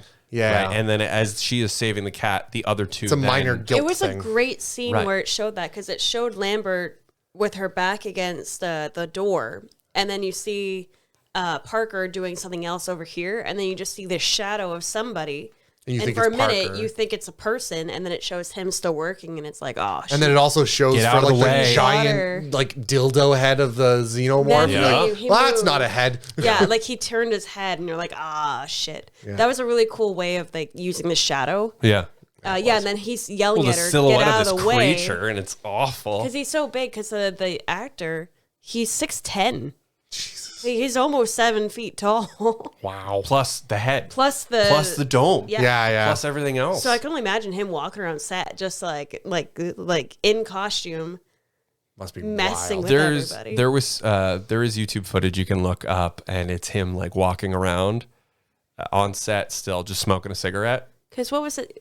and just kind of like hanging out, trying to get like the vibe down. Oh, and it just looks trying to like get the feeling. people have synced it up to like industrial music, so it looks like he's in fetish gear into this industrial music because he does it a couple times because he's like, I'm trying to get the rhythm down of like, how does this Trying to creature build the walk? character. Does he walk like this? Does he Yeah. walk like that? Does he? Does he walk like Thriller? Right, does he? Well, yeah, but no, trying to do Thriller, right? What was his name? Balaji Badejo, I believe. I don't know how you pronounce it. I also love going back to It's like, down. the, Balaji. We can't tell if it's Balaji Badejo or Balaji Badeo. I I don't know. also love it. It kind of looks like the Super Mario Brothers, where it's like Tom Waits is in his like Goomba Yeah. gear in the photo on IMDb, and he's the same thing. He's like, he's not wearing the head, but he's wearing the suit. Well, that's what I was just saying when we were looking at that earlier, which was it's sad to think about that was clearly the only real thing he's done in that career, probably, because it's clearly the only picture he has on there. Yeah. I don't know if that's true. I could be completely judging, but I feel like it, if that's the case. He recently died. He died in 92. 92. Wow. Oh, As okay. a He's 39-year-old. Okay. He did Alien. He only did it. Oh, no, he did one of these Xenomorph. Omnibus, yeah. Yeah. Okay. Huh. Interesting. So Okay. she is doing that. She gets the cat. She unceremoniously tosses the cat in the cat carrier. Get the cat in the carrier and get it out. The Get it cat's out. been shaken up, but at least the cat's alive. Well, Yep. she's now she's rushing because now she's going down the hallway. She encountered the alien. She dropped the cat and then ran the other way to stop the self-destruct because now her path is blocked and they're not back yet. Yeah. So she can't stop it though. It's already too late. It is. So I had gone to Disney World, Florida with my family as a child. Oh, no. And I know where this is going. There is a ride, the Chinese Hollywood Theater, right? It is the ride of like cinema. Yeah. Right? I want Okay. to say it's the 20th Century Fox ride at Disney World. And you get on and you go through in this car different movie sets, Oh. right? You go through different sets and everything, and you're like, oh, cool. Like these are different films and stuff. And it has nothing to do with Star Wars. It's like, this is just the history of movies.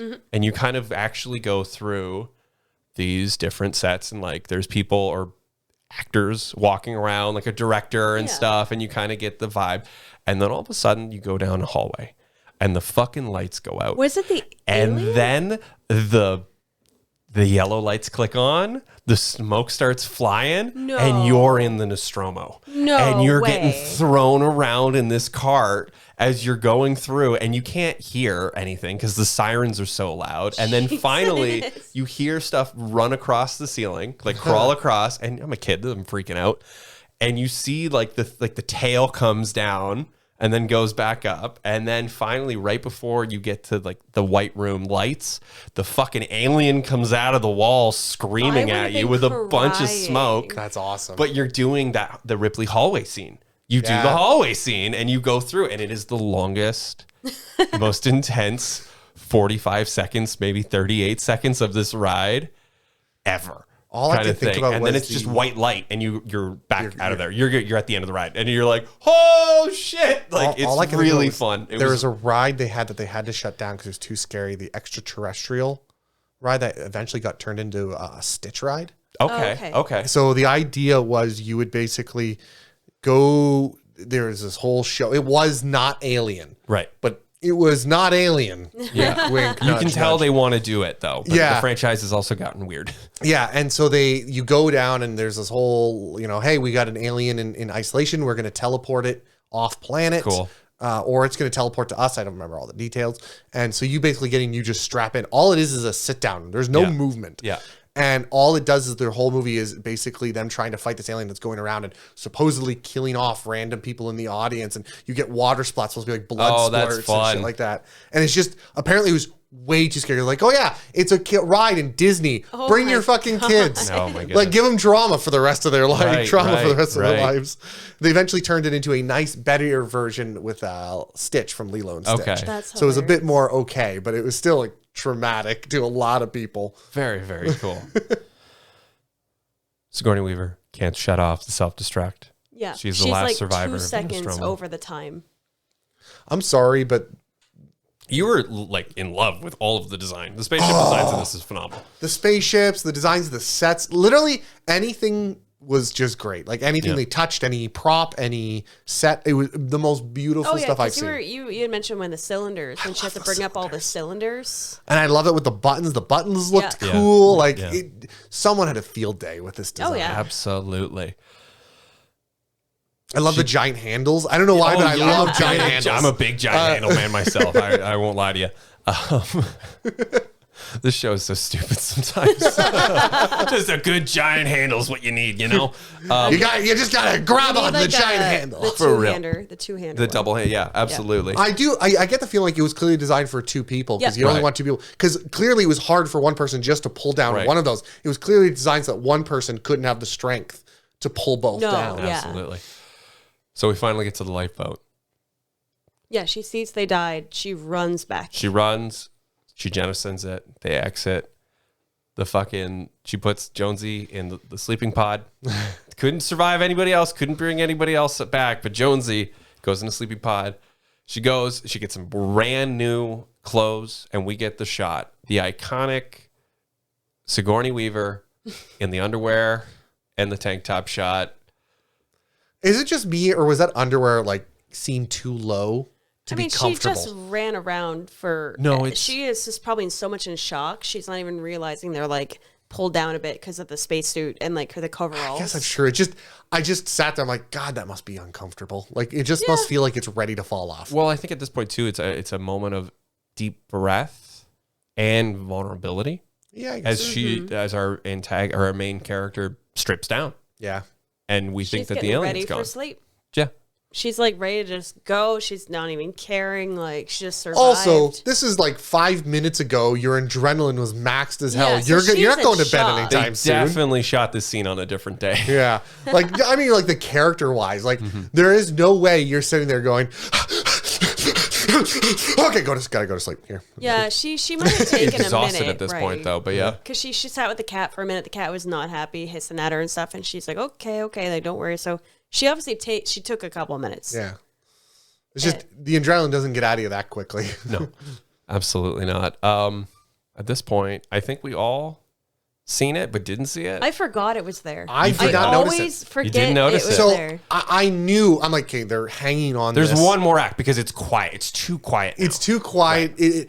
They're sitting on the I was successful Right. too long. Well, right. she's like, I got you. I got you. I'm like, no. Because she They- watched it explode. Like, yeah. 5 times. Oh yeah, the hallway scene with all the strobe lights. You guys were either having anxiety attacks or watching it with your eyes closed and being like, okay, I get the strobes. Don't it's watch awful. this if you have epilepsy. Yeah, strobe lights give me a headache. Yeah, I don't think I have epilepsy, but it definitely gives me a headache. absolutely. And it's like, oh, I basically have to sit there and squint with one eye and be like, oh my God, I don't want to look away because I'm trying to watch a Yeah, movie. I'm like trying to like block it out a bit. I'm like, Jesus Christ. It's way a too lot. much.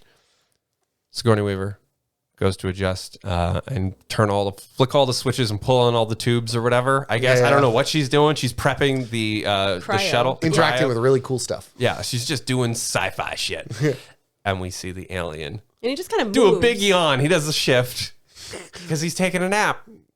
And you're like, why the fuck is he napping? Well, and we made the joke that he had a really busy day and he's tuckered out. Like, Earlier, when I was quiet for a minute, I was on my phone. I'm like, I was trying to look up if there was an answer because we were all like, why is he just sleeping? And he clearly knows she's there. and he yawns twice. Little mouth yawn. Little mouth yawn.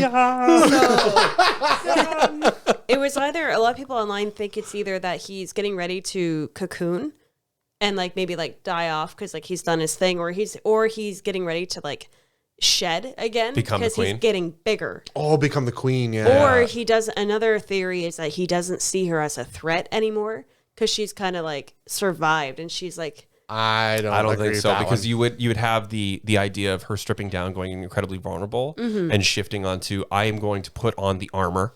Yeah. I'm going the spacesuit. I'm going to get wet, Yeah. get an actual fucking gun, like a he's dark still gun, asleep and because he must right. have sensed that she was there. I so do the like the shift in power is like Ripley takes her clothes off, sheds the skin of the spaceship Yeah. and who she once was, and becomes now the Ellen Ripley that we are going to know in Yeah, future with the films. Yeah. She armors up and says, "Fuck this! I need to get rid of Yeah. it." Yeah. Enough This is of the that. Ellen Ripley I know. That's where we he have that doesn't- the cocoon. You're right. She Yeah. shifts.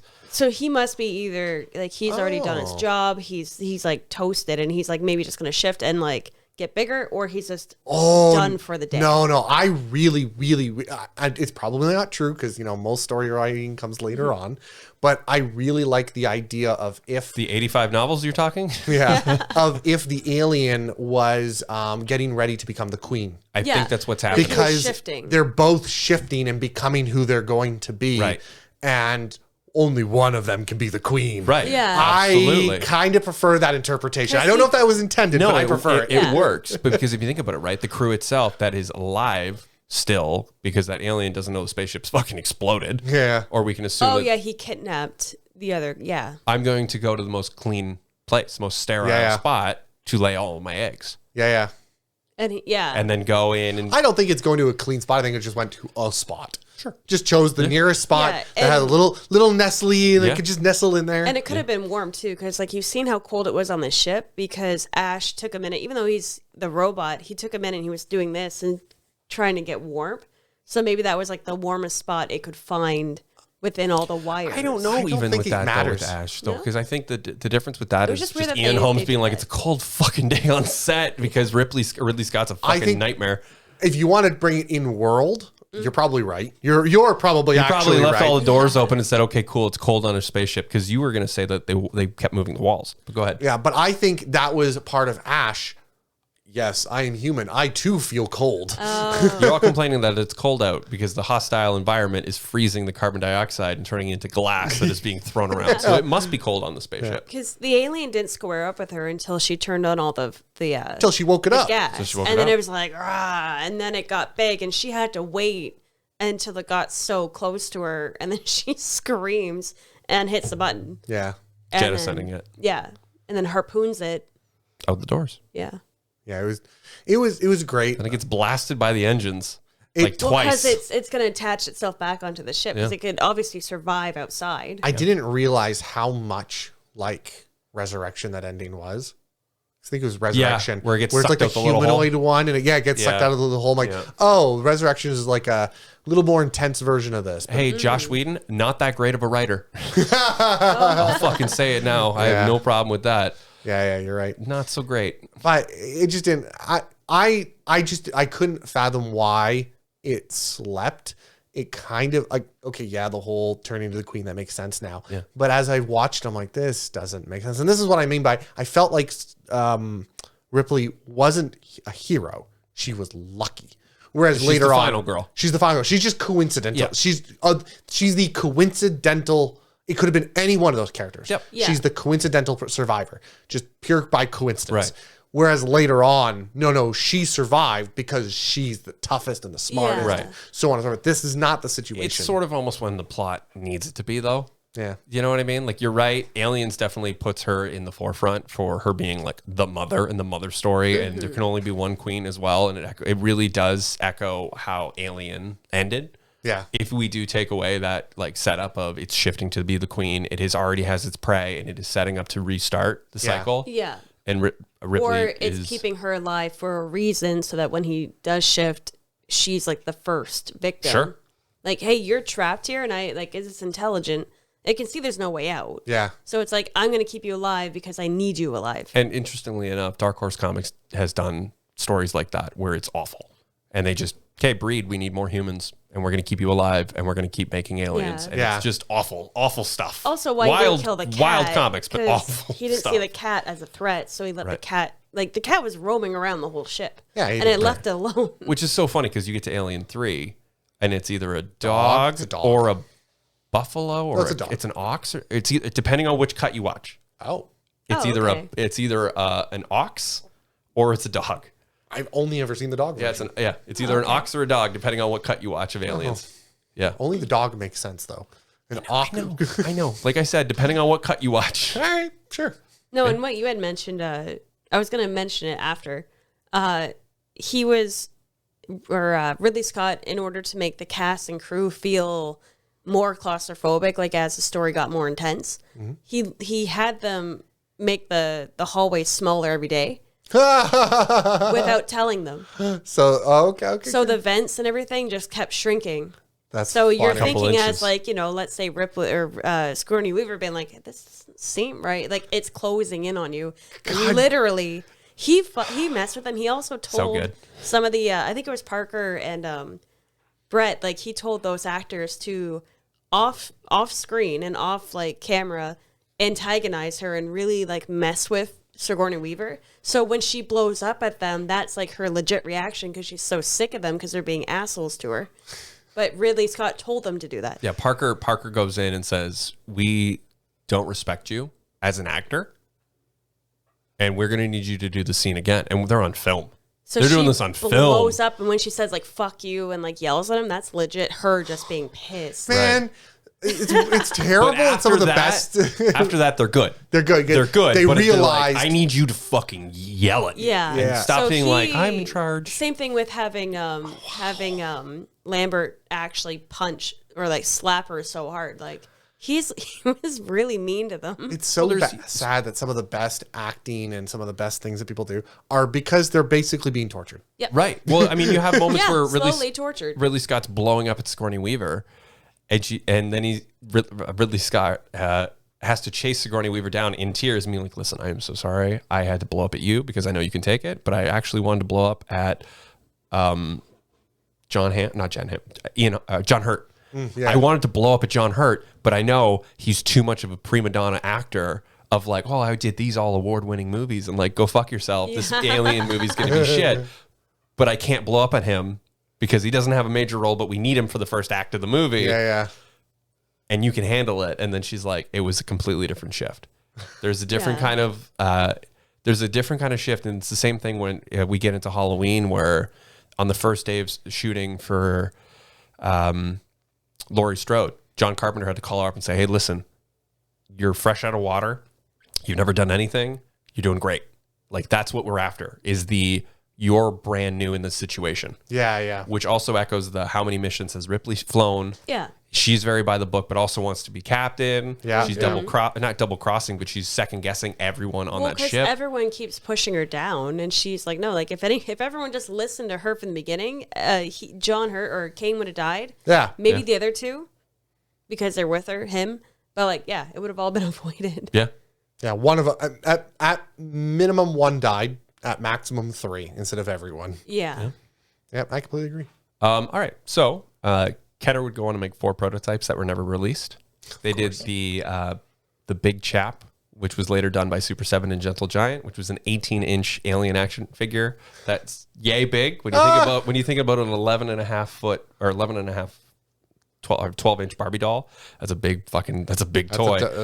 You'd squeeze the back of his head and his mouth would go on the way out. It was lovely. They're highly sought after as collector's items. Sure. Before we get into my final little trivia fact, I want to go through the rundown, everybody, because we know how the show goes. Yeah. Because we've kind of already talked about first impressions, plot, prop, and special effects. The whole movie's fucking gorgeous to look at. Does it hold up? I think if you had not watched the other Alien movies, it would hold up. Mm-hmm. They're all different, though. I get it. They're all very different movies. Again, the knowing ruins this movie. Sure. Yes. And therefore, knowing the xenomorphs, knowing what's what. If you actually have seen this movie, if you were raised by spoilers, one might say, you didn't know it doesn't hold up. And that's not because the movie doesn't hold up. That's because it doesn't work on a second viewing. You've seen the magic trick. You've seen the magic trick. Okay. Yeah. And knowing removes the fear, because the fear of this movie is the unknown. Okay. And there is no unknown. Therefore, the fear is gone. Man. Yeah. Once you've seen more than one xenomorph, And it's like, oh, okay, we get the trick. You know, you got to do the fire. It does this. It's pretty much, it stands still unless, like, it has to move. Like, it's easy to hunt when you know how to do it. Yeah. Yeah. But I think it still holds up as a really good horror movie, sci-fi. It was kind of like... For 79. For 79, this was, like, the first time this is, like... I think I seen it that they described it as Jaws in space. Where it's like you don't really see the monster, you know it's there, but the threat of the unknown and not knowing where it is and where it's going to be works so well. And you can definitely see where he was watching like Chainsaw Massacre. Like it's like a serial killer movie, but with like a monster movie. So it's like that blend of genres, which I think makes it so unique. Yeah. And yeah, like I've seen it in order. So like I didn't know anything about it. And then I watched them like in order. So it unfolded in the way it was supposed to. And I didn't know anything about it. Yeah. The first time I watched it. But yeah, I think it still holds up as a great sci-fi movie, especially with all the practical effects. Yeah. Like, it was great. Beautiful. Yeah. I love it. And we're not going to get into the final thoughts and reviews because we're just rounding that circle. So I think it definitely holds up. I think it's a fantastic film.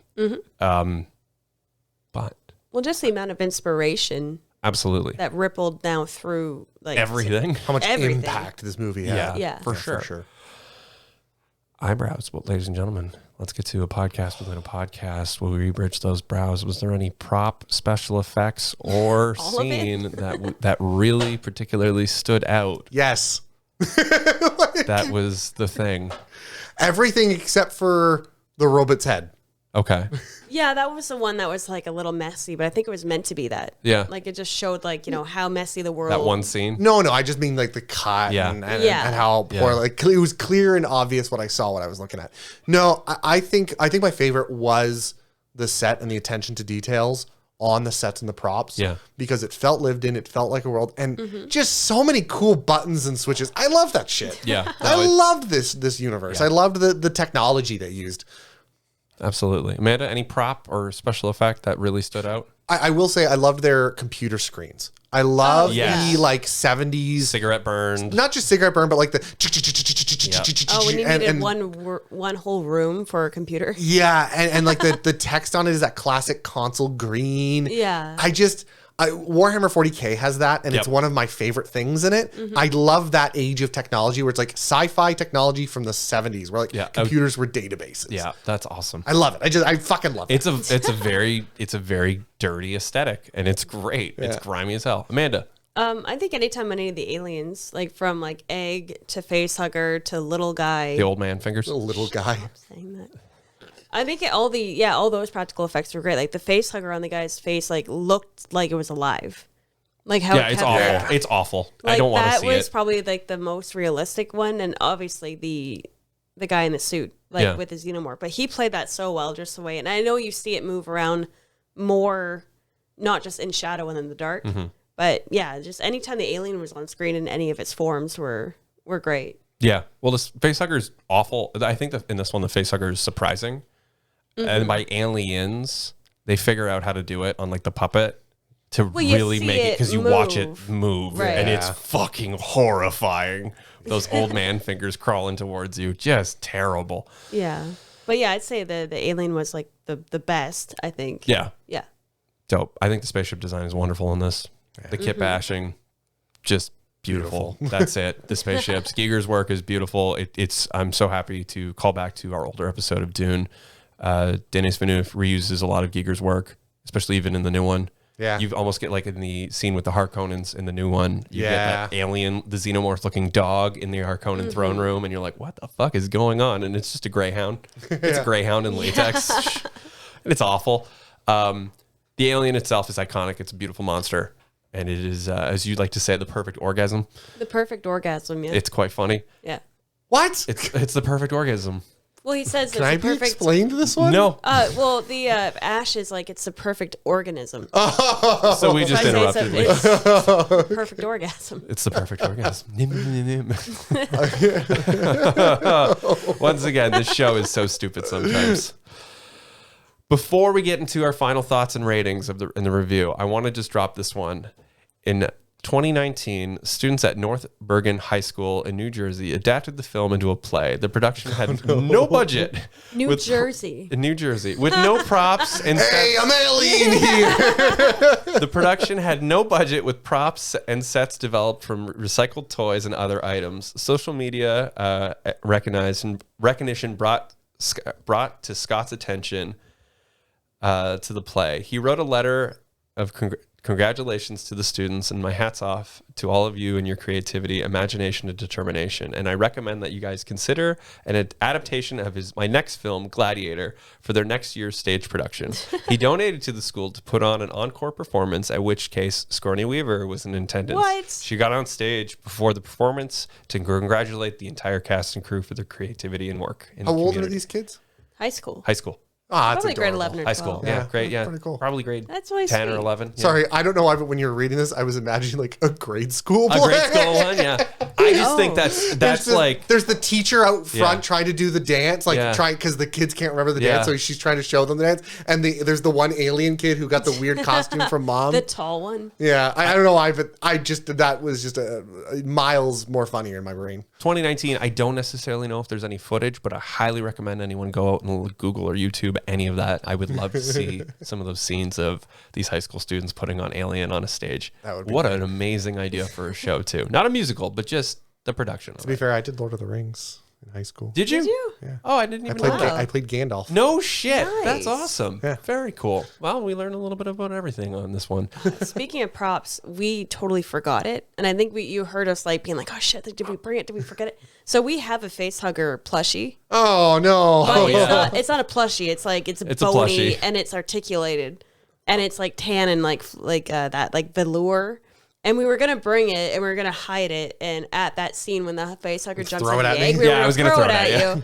And I'm like, we just have That to make sounds sure like he something doesn't you have a tree. We have to make sure he doesn't have anything Fuck in you his guys. hands. So Just wanna let yeah, you know. so that was a missed opportunity that I'm so sad that we didn't have the chance to do. But maybe we'll do it out of context in like 3 months. Yeah, we'll watch like It's a Wonderful Life, and we'll And throw a just face hugger at throw you it for some at fucking reason. Ladies and gentlemen, I want to just ask Adam. I'll get to you in a second. Amanda, I would argue that this is one of your favorite sci-fi movies up there. Yeah, definitely sci-fi. Yeah. So then, did you love it? Did you hate it? What would you rate it? And give me some final thoughts. Well, it's like everything was perfect about it. Like the perfect The perfect orgasm. cinematic universe. No, like the lighting was great. The music was like how I mentioned how quiet it was in the beginning with that one walkthrough, and just even a couple scenes where they walked around Ash before he attacked her and stuff. Like the build up to the tense moments were insane. Yeah. Because then if you look side by side, the first minute of the movie to like the last like 10 minutes where everything's going off and it's super loud and hectic, it's just very well thought out, and you can tell like the writers and Ridley Scott really put a lot of work into it. Yeah. To build that, and they were like unapologetic about the longer scenes, and they knew it needed that build up in time. So I think that's why it won so much awards over time and like made so much money, and like it's still referenced as one of the great like historical sci-fi movies of the time. Yeah. Scott didn't want to sell toys. That's very much the studio. Well, yeah, they 'cause wanted it's a not a Star. toy They wanted a movie. Star Wars. Good luck trying to sell these toys. No, but they Well, sell a now lot of they them now. do, yeah. They sell a lot of them now. But like, Yeah. there is an art house approach to it. Exactly. And like I said, he was unapologetic about it. He's like, no, this is a movie and everyone's gonna love it, and just trust me on it. And Nobody loved it, and everyone's terrified of it. Nobody trusted him. Nobody But trusts him that's ever why again. it's good, and that's why it's Yeah. a cult movie, right? Yeah, it's absolutely. not for everybody, especially if you're squeamish. Old man fingers. Yeah. I would rate it pretty high. I would say like, you can't give it less than like a 7, less than an 8. Wow. Well, what obviously, I what have would to you rate give it higher than I would Super like, Mario. I would like to know if it's higher than I Super would say Mario. like an 8.5 just because of the art direction, the lighting, everything Yeah. came together so seamlessly. It's beautiful. Yeah, like you forget it's a movie. Yeah. So I'd say 8.5. Okay. One of my higher Wow. ones, yeah. Adam, did you love it? Did you hate it? What would you rate it? It is weird because I do have to. First of all, two things. One, it is weird because I do have to vote on it in like a separate of my knowledge of it. Because like I said, Yes. I feel like the suspense, the feeling of the movie was ruined for me. Okay. And obviously that kind of feeling would take away the movie, but I'm also I recognize how good this would have been if I didn't know all that. I mean, it's still good. still good. It's still good. Like, So like it's hard to, in my brain, I have to almost like, I'm almost giving it 2 scores, but I'm going to give it the score based on, review it. I got to review it. I'm going to give it the score based on how it feels as a movie. Okay. Not necessarily how I felt. okay. And I also want to use this opportunity to put in my own correction from a previous episode. I want to lower the score of Mario. Too late. It's set in stone. It's set in and, stone. We'll do the S tier, the A through S tier at some point as a bonus episode. We where will have to. We'll go through and I'll get all of the dates. There's a lot of times when we come and watch these movies and I'm hyped up on energy and it comes in and it gets a higher score than it We have a ought good to. Mario, a perfect film, by the way. Yeah. But this is, I would probably rate this one 7.5. You're fucking crazy. 7.5. You're fucking crazy. You are fucking Maybe crazy. an 8. We'll take an 8. Okay. It's up to you. 7.5 or an 8. 7.5 or an 8. I somewhere just in want to that let you know you've rated worse movies higher. Which ones? I'd have to go through it all. I know Mario, because Mario I rated Mario really was high. like, it's an 8.5. And no, I'm like, you're on Mario's fucking like crack. You're a on 5. mushrooms, my guy. Unhinged. Well, looking back, Mario's like a 5.5, maybe a 6. I think you gave Flash Gordon an 8. Yeah, again, it was one of those really high on life. Like we had our original Flash designs. Gordon was the first episode. I understand We that. didn't I'm have a just lot to saying go it doesn't on. matter. We didn't have a lot to go we're on. talking about Alien here. And also, I think I had a lot more alcohol that night than we do nowadays. Well, I mean, we can still. Yeah, those first couple episodes, just give a grain of salt there. Yeah. It depends on the show. Like Dragon Ball, obviously. Alien is kind of like, hey, this is a very serious movie. Yeah, we do yeah. a Kurosawa one. We're not going to get drunk and watch Kurosawa. We're going to actually like study it. And I think we're a little bit more critical of these films. So I understand where you're coming from. But I think I have to kind of give it that little bit. I think I call it an 7.5 or an 8. And just because there are, again, I know that Aliens, I rated it at like a 9.5. Wow. So, spoiler if we ever watch that movie. Yeah. But you see, like, this isn't quite that at that level. Right. So I'm kind of viewing it in a world where it's really good, but it has some imperfections. Sure. But I think it's physical beauty and the world that it builds is the most important part. I think I lost a bit on its suspense, but that's just because of me. I can't undo that knowledge. Yeah. Okay. Yeah. And that ruined it for me. But I do think it's a beautiful art movie, and I love that kind of shit. Like, I like it as much as I probably liked. I didn't like it as much as I liked Dark City. Sure. And that's because Dark City, I didn't know what was going into that too much, unknown. right. Oh, yeah, And we told you if don't look But up my guy, anything. it's I almost had like that going unknown. into watching Titanic and being like, oh, fuck, do you think the boat's going to sink? Like, no, you know what I mean? Like, But the shtick isn't the boat sinking. That's No. not the surprise Yeah. of the movie. Right. So, like, that has a huge factor. it's You the can't. aliens that come to save everyone. in the fucking Titanic one. The avatars. This is a movie that you can't watch. You cannot watch and get the same feelings twice. No, and I think No. because it is so well known, it's a movie that I would, and I don't want to speak for you, but I'm going to. Open your mouth. It's a movie that you feel like you almost have seen before Yeah. because of how it is. Because everyone else fakes it. Yeah, Because yeah. everyone else. But Everyone else has made this movie. yeah, Everyone else has I think remade it's- Aliens. It's like Deep Blue Sea in a way, except for there's only one portal, the shark. Well, no, it's like we've already referenced Underwater, Event Horizon. There's hundreds so of video many. games that are like, oh yeah, Critters. we're gonna do Aliens again. Yeah. Like Metroid, Well, fucking well, all of it. Like Yep. Yeah. they rip it off. Like I said, I think it's a 7.5. I think 7.5 is closer to my feeling of loss in this movie. Okay. Yeah. Where if I didn't have that, I think I'd probably vote it more like an You're 8. fucking Eight, crazy. yeah. 7.5 is fucking too low. You're out of your fucking mind. What would you Yeah, What would fucking you rate it? crazy. Come on, give it to okay, us. so this is my first 9.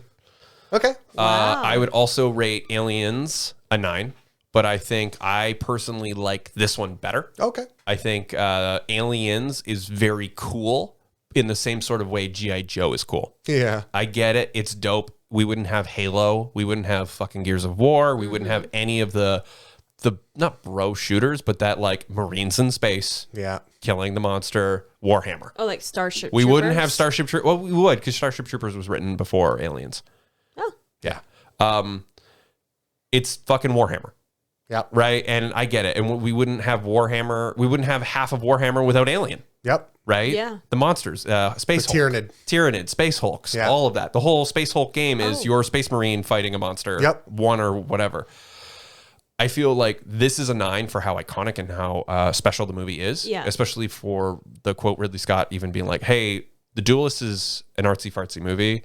The Alien, I got a crew of artists together to make an artist movie, a movie for artists that you can see every frame being a picture, or the props, or the ships, or even these still images of there's buttons and lights and they do something. What do they do? I have no idea. Make it up. Imagination, right? Like that's the art inspiration of it. Yeah, yeah.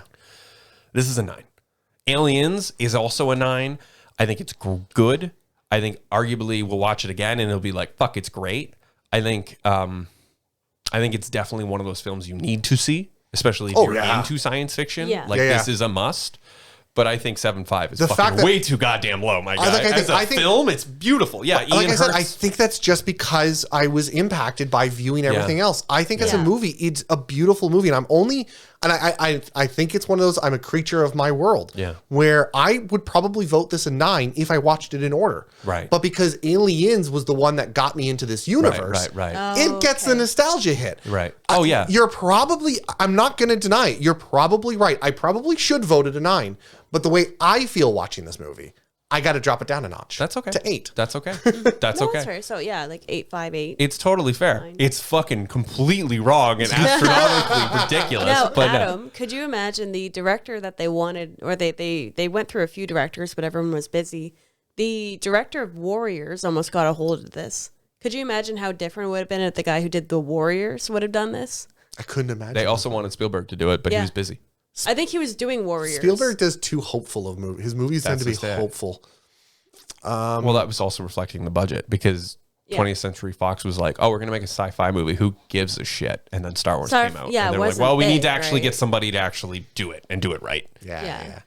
yeah. Just wanted to throw that in. I just remembered. I totally forgot about that. Thank Yeah. Yeah, the director of Warriors would definitely make this a something weirder Hill. movie. Yeah. Something Hill. I forget his name. you. Yeah. But yeah, that would have been way different. I don't know. I love it. I think it's iconic. I think it's a 9 for me. At one point at Anime North, we almost bought a sculpture, H.R. Giger sculpture, like a numbered It limited was a edition. back scratcher. But it looked like a giant double dildo, It and I it couldn't was bring like- myself to purchase it. It was like this long. It was like a cane with like just this like gnarly, grotesque like carving, and we're like, I don't know, and it wasn't that expensive. It was the alien's head with teeth, and But you we're used like, the can we teeth get as a this scratcher. on a Greyhound? It was very Bring cool. back home? but it- Probably not. It looked like a big old dildo. But And we also, let it it was go. like signed by Giger, and it was like one of those limited run Was things. it that- Anime North? Yeah, it was Anime North. Yeah, There the was weirdest like, place. Yeah, Anime. You think they're like, we Fan have Expo. 2. Do you want one? They're like autographed, and they're We like a let a legit lot thing. of And we're like, stuff go I that don't need trip. a Giger sculpture. I'll never be into H.R. Giger or But it was aliens later on in life. Welcome to the show. Yeah, that was 13, 14 years ago. Yeah. Well, Yeah. that's that. Time's funny. 13 years ago, yeah. So where are we landing? Are we going to say 8.5? I think 8. You- average Sounds like our is vote 8.5. middle. Yeah, ground. I'll go down. We'll go down to an 8.5 as a total. We'll kick it. You said 8. You said 8.5, and I said 9. So Yeah. we'll settle on an even 8.5.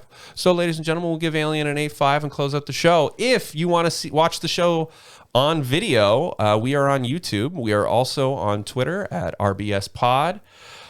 I am Geek Movie House. My other host. I am Nintendo Geek. And I am Adam at RBS Pod. Thank you so much for joining us, and hit us up on the internet and let us know what movie you want us to spoil. Cheers, and we look forward to seeing you again. See ya.